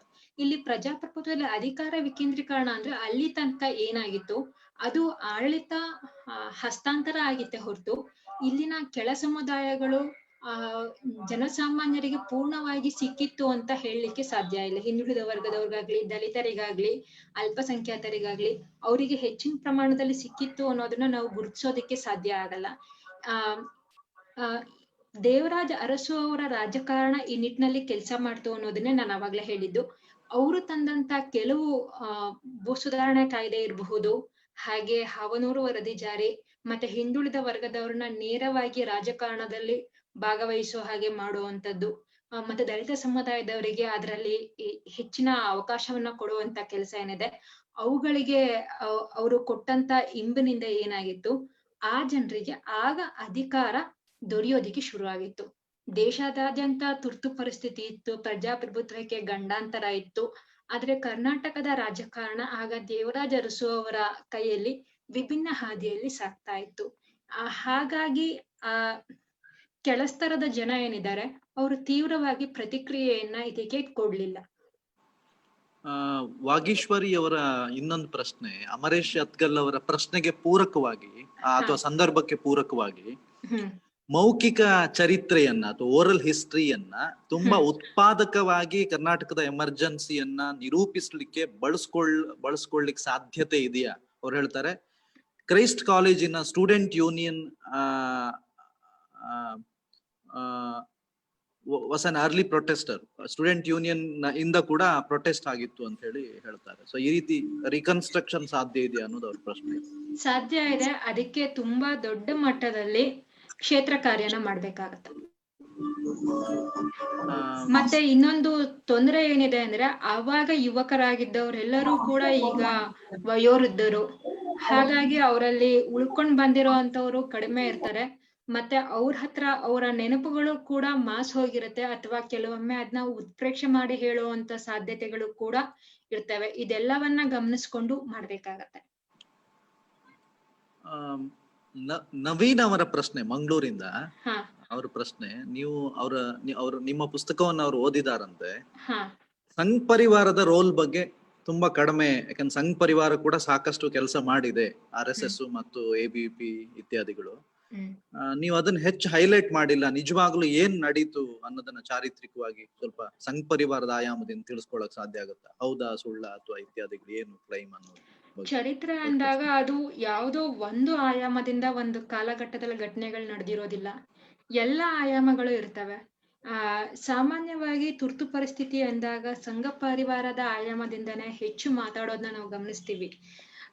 ಆದ್ರೆ ಆ ಸಮಾಜದಲ್ಲಿ ನಡೆದಂತ ಬೇರೆ ಬೇರೆ ಎಲ್ಲಾ ಮೊಗಲುಗಳನ್ನ ನೋಡ್ಬೇಕು ಅಂದಾಗ ಎಲ್ಲಾ ಆಯಾಮಗಳನ್ನ ನೋಡ್ಬೇಕಾಗತ್ತೆ. ಅದನ್ನೇ ನಾನು ಮಾಡಿರೋದು ಅಲ್ಲಿ. ಅದ್ರ ಬಗ್ಗೆ ಅವ್ರಿಗೆ ನಾನು ಇನ್ನೊಂದ್ ಸ್ವಲ್ಪ ಮಾಹಿತಿ ಬೇಕು ಅಂದ್ರೆ ನಾನು ತಿಳಿಸ್ಕೊಡ್ತೀನಿ ಆಮೇಲೆ. ಓಕೆ, ಬಹುತೇಕ ಪ್ರಶ್ನೆಗಳು, ಇನ್ನು ಕೆಲವು ಪ್ರಶ್ನೆ ಇದೆ. ಎತ್ಗಲ್ ಅವ್ರ ಇನ್ನೊಂದು ಸಣ್ಣ ಪ್ರಶ್ನೆ ಇದೆ. ಸಾಮಾಜಿಕ ನ್ಯಾಯ ಕೊನೆಗೂ ದೊರಕಿತ್ತೆ ತುರ್ತು ಪರಿಸ್ಥಿತಿಯ ಹೋರಾಟಗಳ ಮೂಲಕ ಅಥವಾ ಸಂದರ್ಭದಲ್ಲಿ ಅನ್ನೋದು ಸಣ್ಣ ಪ್ರಶ್ನೆ. ಅದು ಅವ್ರು ಯಾವ ಮಟ್ಟದಲ್ಲಿ ಶುರು ಮಾಡಿದ್ರು ಆ ಮಟ್ಟದಲ್ಲಿ ಯಶಸ್ವಿ ಆಯ್ತು ಅಂತ ಹೇಳಲಿಕ್ಕಾಗಲ್ಲ. ಆದ್ರೆ ಅದು ಒಂದು ರೀತಿಯಲ್ಲಿ ಯಶಸ್ವಿ ಇವತ್ತಿಗೂ ಆಗಿದೆ ಅಂತ ಕೂಡ ಹೇಳ್ಬೋದು. ಪ್ರಸ್ತುತವಾಗೂ ಕೂಡ ಕರ್ನಾಟಕದ ರಾಜಕಾರಣದಲ್ಲಿ ಹಿಂದುಳಿದ ವರ್ಗಗಳನ್ನ ನೆಗ್ಲೆಕ್ಟ್ ಮಾಡುವಂಥದ್ದು, ಮತ್ತೆ 77ರ ನಂತರ ದಲಿತ ಸಮುದಾಯಗಳಿಗೆ ಸಿಕ್ಕಿರುವಂತ ಅವಕಾಶವನ್ನ ಕಡಿಮೆ ಆಗಿರೋದನ್ನ ನಾವು, ಅಂದ್ರೆ ಹೆಚ್ಚಳ ಆಗಿರೋದನ್ನ ನಾವು ನೋಡ್ಬೋದು. ಮತ್ತೆ ಈ ಸಮುದಾಯಗಳಲ್ಲಿ ಶಿಕ್ಷಿತರು ಹೆಚ್ಚಾಗಿರೋದನ್ನ, ಅವರಲ್ಲಿ ಒಂದು ಬುದ್ಧಿಜೀವಿಗಳ ವಲಯಗಳು ಕೂಡ ಹುಟ್ಟುಕೊಳ್ತಾ ಇರೋದು ಒಂದು ರೀತಿಯಲ್ಲಿ ಯಶಸ್ಸನ್ನ ಪಡ್ಕೊಂಡಿದೆ ಅಂತ ಹೇಳ್ಬೋದು. ಆದ್ರೆ ಅದು ಪೂರ್ಣವಾಗಿ ಯಶಸ್ಸನ್ನ ಪಡ್ಕೊಂಡಿಲ್ಲ. ಸಾಮಾಜಿಕ ನ್ಯಾಯನೇ ಮತ್ತೊಂದು ರೀತಿಯ ರಾಜಕಾರಣ ಆಗಿ ಕೂಡ ಪರಿವರ್ತನೆ ಆಗಿದೆ. ನಿಷಾದ್ ಅವರ ಇನ್ನೊಂದು ಇಂಟ್ರೆಸ್ಟಿಂಗ್ ಆದ ಪ್ರಶ್ನೆ, ನಿಮ್ಮ ಹತ್ರ ಒಂದು ಮಂತ್ರದಂಡ ಇದ್ರೆ ಆ ಸಂದರ್ಭದ ಯಾವ ಪರಿಸ್ಥಿತಿಯನ್ನ ಅಥವಾ ಏನನ್ನ ಬದಲಿಸಲು ಇಚ್ಛಿಸುತ್ತಿದ್ರಿ ಅಂತ ಹೇಳಿ ಒಂದು ಪ್ರಶ್ನೆ ಇದೆ. ಆ ಮಂತ್ರದಂಡ ಮಂತ್ರವಾದಿ ಈ ತರದ ಕಥೆಗಳನ್ನ ಹೇಳಲಿಕ್ಕಾಗಲ್ಲ. ನಾನು ಯಾವಾಗ್ಲೂ ಬಯಸೋದೇನು ಅಂದ್ರೆ ಪ್ರಜಾಪ್ರಭುತ್ವ ಅನ್ನುವಂತ ಆಡಳಿತ ವ್ಯವಸ್ಥೆ ಏನಿದೆ, ಆ ಆಡಳಿತ ವ್ಯವಸ್ಥೆ ಬೇರೆ ಆಡಳಿತ ವ್ಯವಸ್ಥೆಗಿಂತ ಹೆಚ್ಚು ಸೂಕ್ತವಾಗಿರುವಂತದ್ದು ಅಂತ ನನಗನ್ಸತ್ತೆ. ಹಾಗಾಗಿ ಸಾಧ್ಯ ಆದಷ್ಟು ಪ್ರಜಾಪ್ರಭುತ್ವ ಆಡಳಿತ ವ್ಯವಸ್ಥೆ ಮುಂದುವರಿಬೇಕು. ಹಾಗೇನೆ ಅದರಲ್ಲಿ ಅಧಿಕಾರ ಅನ್ನೋದು ವಿಕೇಂದ್ರೀಕರಣದ ರೂಪದಲ್ಲಿ ಹೆಚ್ಚಿನ ಜನರಿಗೆ ಸಿಗೋ ಆಗ್ಬೇಕು ಅನ್ನೋದು ನನ್ನ ಆಸೆ ಅಷ್ಟೇ. ಹನುಮನಗೌಡ ಅವ್ರ ಪ್ರಶ್ನೆ, ತುರ್ತು ಪರಿಸ್ಥಿತಿ ಕಾಲಘಟ್ಟದ ಹೋರಾಟ ಗಾಂಧಿವಾದಕ್ಕೆ ಸಿಕ್ಕ ಜಯವೋ ಅಥವಾ ಕ್ರಾಂತಿವಾದಕ್ಕೆ ಸಿಕ್ಕ ಜಯವೋ ಅಥವಾ ಮಿಶ್ರ ಹೋರಾಟಕ್ಕೆ ಸಿಕ್ಕ ಜಯವೋ?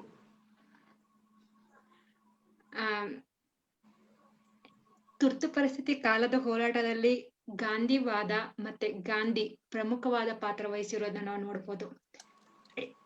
ಯಾಕೆಂದ್ರೆ ಆ ಸಮಯದಲ್ಲಿ ನಾನು ಇನ್ನೊಂದು ವಿಚಾರ ಆ ಸಮಯದಲ್ಲಿ ಹೇಳೋದ್ನೋ ಇಲ್ವೋ ಗೊತ್ತಿಲ್ಲ, ಸಾಮಾನ್ಯವಾಗಿ ಭೂಗತ ಹೋರಾಟ ಅಂದ ತಕ್ಷಣ ರಕ್ತಸಿಕ್ತ ಹೋರಾಟ ಆಗಿರತ್ತೆ. ಆದ್ರೆ ಭಾರತದಲ್ಲಿ ಭೂಗತ ಹೋರಾಟ ರಕ್ತಸಿಕ್ತ ಹೋರಾಟ ಆಗಿರ್ಲಿಲ್ಲ. ಅದು ಬಹುತೇಕವಾಗಿ ಅಹಿಂಸಾತ್ಮಕವಾಗಿತ್ತು. ಹಿಂಸಾತ್ಮಕ ಅಂದ್ರೂ ಪಟಾಕಿ ಸಿಡಿಸೋದು, ಅಲ್ಲಿ ಇಲ್ಲಿ ಹಳಿಗಳನ್ನ ಮುರ್ದ ಹಾಕೋದು ಇಂಥದ್ದು ನಡೀತಾ ಇದ್ದಿದ್ದು. ಇದೆಲ್ಲದ್ರ ಮೇಲೆ ಮತ್ತೆ ಆ ಹೋರಾಟಕ್ಕೆ ಇನ್ಸ್ಪಿರೇಷನ್ ಅವರು ಗಾಂಧಿಯಿಂದ ಪಡ್ಕೊಳ್ತಾ ಇದ್ರು. ಮತ್ತೆ ಜೆಪಿಯಲ್ಲಿ ಕೂಡ ಗಾಂಧಿಯನ್ನ ಕಾಣೋ ಅಂತ ಒಂದು ವರ್ಗವನ್ನ ನಾವು ನೋಡ್ತೀವಿ. ಇದು ಗಾಂಧಿವಾದಕ್ಕೆ ಸಿಕ್ತು ಅಂತ ಹೇಳೋದು ಹೆಚ್ಚು ಉತ್ತಮ ಅಂತ ನನಗನ್ಸತ್ತೆ. ಭಾಸ್ಕರಮಯ್ಯ ಅವರ ಎರಡನೇ ಪ್ರಶ್ನೆ, you have much explained about Arasu. Arasu model of land reform is now uprooted. Is there any hope of resurrection of Arasu model in future? ಸದ್ಯಕ್ಕೆ ಆ ತರದ್ದು ಯಾವ ಭರವಸೆನೂ ಕಾಣಿಸ್ತಾ ಇಲ್ಲ.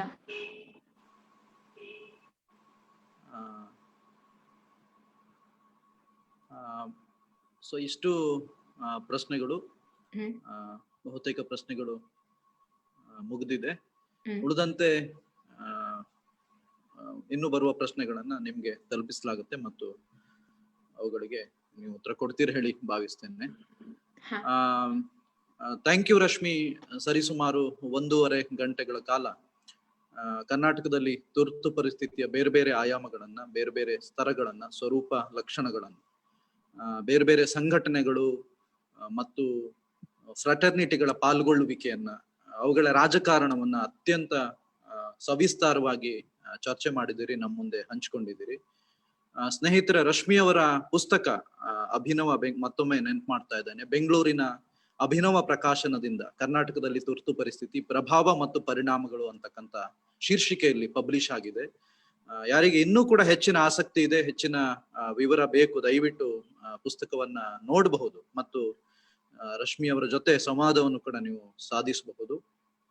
ತುಂಬಾ ಉತ್ತಮವಾದ ಒಂದು ಪ್ರೆಸೆಂಟೇಶನ್ ಕೊಟ್ಟಿದ್ದಕ್ಕೆ ಡಾಕ್ಟರ್ ರಶ್ಮಿ ಅವರಿಗೆ ನೆರೆದಂತಹ ಎಲ್ಲ ಪ್ರೇಕ್ಷಕರ ಪರವಾಗಿ ಹಾಗೂ ಇಂದಿನ ಕಾರ್ಯಕ್ರಮದ ಸಂಘಟನೆಯನ್ನು ಮಾಡಿದಂತಹ ಇತಿಹಾಸ ದರ್ಪಣ, ಬೆಂಗಳೂರು ಹಿಸ್ಟೋರಿಯನ್ ಸೊಸೈಟಿ ಮತ್ತು ಋತುಮಾನ.com ಈ 3 ತ್ರಿವಳಿ ಫೋರಂಗಳ ಪರವಾಗಿ ನಾನು ರಶ್ಮಿ ಅವರಿಗೆ ಅಭಿನಂದನೆಗಳನ್ನ ಸಲ್ಲಿಸ್ತಾ ಇದ್ದೇನೆ. ತುಂಬಾ ವಂಡರ್ಫುಲ್ ಆದ ಪ್ರೆಸೆಂಟೇಶನ್ ರಶ್ಮಿ. ಇದಲ್ಲದೆ ಮುಂದಿನ ಪ್ರೆಸೆಂಟೇಶನ್ಗಳಿಗೆ, ಮುಂದಿನ ಉಪನ್ಯಾಸಗಳಿಗೆ ಕೂಡ ತಾವು ನಮ್ ಜೊತೆ ಸೇರ್ಕೋಬೇಕು ಅಂತ ಹೇಳಿ ಎಲ್ಲ ಪ್ರೇಕ್ಷಕರಿಗೂ ಕೂಡ ಕೇಳುಗರಿಗೂ ಕೂಡ ಕೇಳ್ತಾ ಇದ್ದೇನೆ ಮತ್ತು ಮುಂದಿನ ಕಾರ್ಯಕ್ರಮಗಳ ಬಗ್ಗೆ ತಮಗೆ ತಿಳಿಸಲಾಗುವುದು.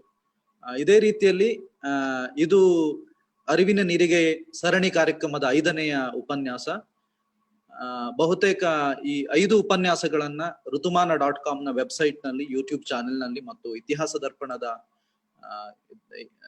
ದರ್ಪಣ ಮತ್ತು Bengaluru historian society Facebook page ನಲ್ಲಿ ಮತ್ತು ಯೂಟ್ಯೂಬ್ ಚಾನೆಲ್ ನಲ್ಲಿ ಕೂಡ ನೋಡಬಹುದು. ಅದನ್ನ ಅಪ್ಲೋಡ್ ಮಾಡಲಾಗುತ್ತದೆ ಮತ್ತು ತಮ್ಮ ಎಲ್ಲಾ ರೀತಿಯ ಪ್ರತಿಕ್ರಿಯೆಗಳು ಕೂಡ ತುಂಬಾ ಸ್ವಾಗತ. ರಶ್ಮಿಯರ್, ಒಂದು ಕೊನೆಯ ಪ್ರಶ್ನೆ ಇದೆ, ಅದನ್ನ ತಗೊಂಡು ಬಹುಶಃ ನಾವು ಸೆಷನ್ ಅನ್ನು ಕ್ಲೋಸ್ ಮಾಡಬಹುದು. ತುರ್ತು ಪರಿಸ್ಥಿತಿ, ದುಷ್ಯಂತ್ ರಾಜ್ ಅವರಿಂದ, ತುರ್ತು ಪರಿಸ್ಥಿತಿ ಹೋರಾಟದ ಸಂದರ್ಭದಲ್ಲಿ ರಾಜಕೀಯ ಪಕ್ಷಗಳ ನಡುವೆ, ವಿಶೇಷವಾಗಿ ರಾಷ್ಟ್ರೀಯ ಪಕ್ಷಗಳ ನಡುವೆ ವಿಚಾರಗಳು ಹೇಗಿದ್ವು ಅಥವಾ ಎಂದಿನಂತೆ ಲಾಭಗಳಿಗೆ ಅನುಸಾರವಾಗಿ ಒಪ್ಪಿದ್ವಾ ಹೇಗೆ ಅಂತ ಅವ್ರ ಪ್ರಶ್ನೆ. ಆ ಸಂದರ್ಭದಲ್ಲಿ ಕಾಂಗ್ರೆಸ್ ಅನ್ನ ಹೊರತುಪಡಿಸಿ ಬಲಿಷ್ಠವಾಗಿದ್ದಂತ ಪಕ್ಷಗಳು ಅಂತ ನೋಡೋದಾದ್ರೆ ಸಮಾಜವಾದಿ ಪಕ್ಷ, ಅದು ಆಗ್ಲೇ ತನ್ನ 71ರ ಚುನಾವಣೆ ಹೊತ್ತಿಗೆನೆ ದುರ್ಬಲ ಆಗಕ್ ಶುರು ಆಗಿರುತ್ತೆ. ಕಮ್ಯುನಿಸ್ಟ್ ಪಕ್ಷದಲ್ಲಿ ನಾವು CPI ಕಾಂಗ್ರೆಸ್ ಜೊತೆಯಲ್ಲಿ ಆಡಳಿತದಲ್ಲಿರುತ್ತೆ. ಹಾಗೆ ಇನ್ನೊಂದು CPM ಅವಾಗ ನಿಷೇಧಿತ ಸಂಘಟನೆ ಆಗಿರುತ್ತೆ. ಈ ಪಕ್ಷಗಳನ್ನ ನೋಡ್ತೀವಿ ನಾವು. ಮತ್ತೆ ಆ ಸಮಯದಲ್ಲಿ ಸಂಸ್ಥಾ ಕಾಂಗ್ರೆಸ್ ಇರ್ಬೋದು, ಸರ್ವೋದಯ ಇರಬಹುದು, ಮತ್ತೆ ಸ್ವತಂತ್ರ ಪಕ್ಷ ಇರ್ಬೋದು, ಇವ್ರು ಎಲ್ಲರೂ ಸೇರ್ಕೊಂಡೇನೆ 1977ರ ಹೊತ್ತಿಗೆ ಏನದು ಜನತಾ ಪಕ್ಷ ಆಗಿ ರೂಪುಗೊಳ್ಳೋದು. ನಂತರ 1980ರಲ್ಲಿ ಈ RSS ಇಂದ ಮುಖವಾಣಿಯಾಗಿ ಬಿಜೆಪಿ ಪಕ್ಷ ಹುಟ್ಕೊಳ್ಳುತ್ತೆ. ಅಲ್ಲಿ ತನಕ ಆ ಬಿಜೆಪಿ ಅನ್ನೋ ಪಕ್ಷ ಕೂಡ ಇರೋದಿಲ್ಲ. ಸೊ ಈ ಎಲ್ಲಾ ಪಕ್ಷಗಳ ನಡುವೆ ಅದು ಹೋರಾಟದ ಸಂದರ್ಭದಲ್ಲಿ ಆ ವಿಚಾರಗಳು ಕಾಣಿಸ್ಕೊಳ್ಳೋದಿಲ್ಲ. ಆದ್ರೆ ಜನತಾ ಪಕ್ಷ ಆಡಳಿತಕ್ಕೆ ಬಂದಂತ ಸಂದರ್ಭದಲ್ಲಿ ಈ ಲಾಭ ಗಳಿಸುವಂತ ಇದು ಹಾಗೆ ಕೆಲವು ಹಂತದಲ್ಲಿ ಸೇಡಿನ ರಾಜಕಾರಣ ಎರಡನ್ನೂ ಕೂಡ ನೋಡ್ಲಿಕ್ಕೆ ಸಾಧ್ಯ ಆಗತ್ತೆ.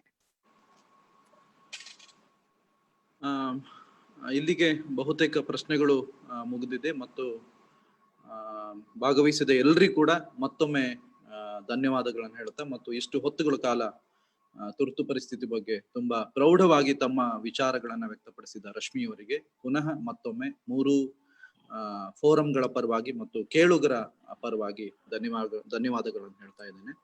Thank you very much Rashmi, ಮತ್ತು ಥ್ಯಾಂಕ್ ಯು ವೆರಿ ಮಚ್ ಕೇಳುಗರಿಗೆ ಮತ್ತು ಪ್ರೇಕ್ಷಕರಿಗೆ ಎಲ್ರಿಗೂ ಧನ್ಯವಾದಗಳು.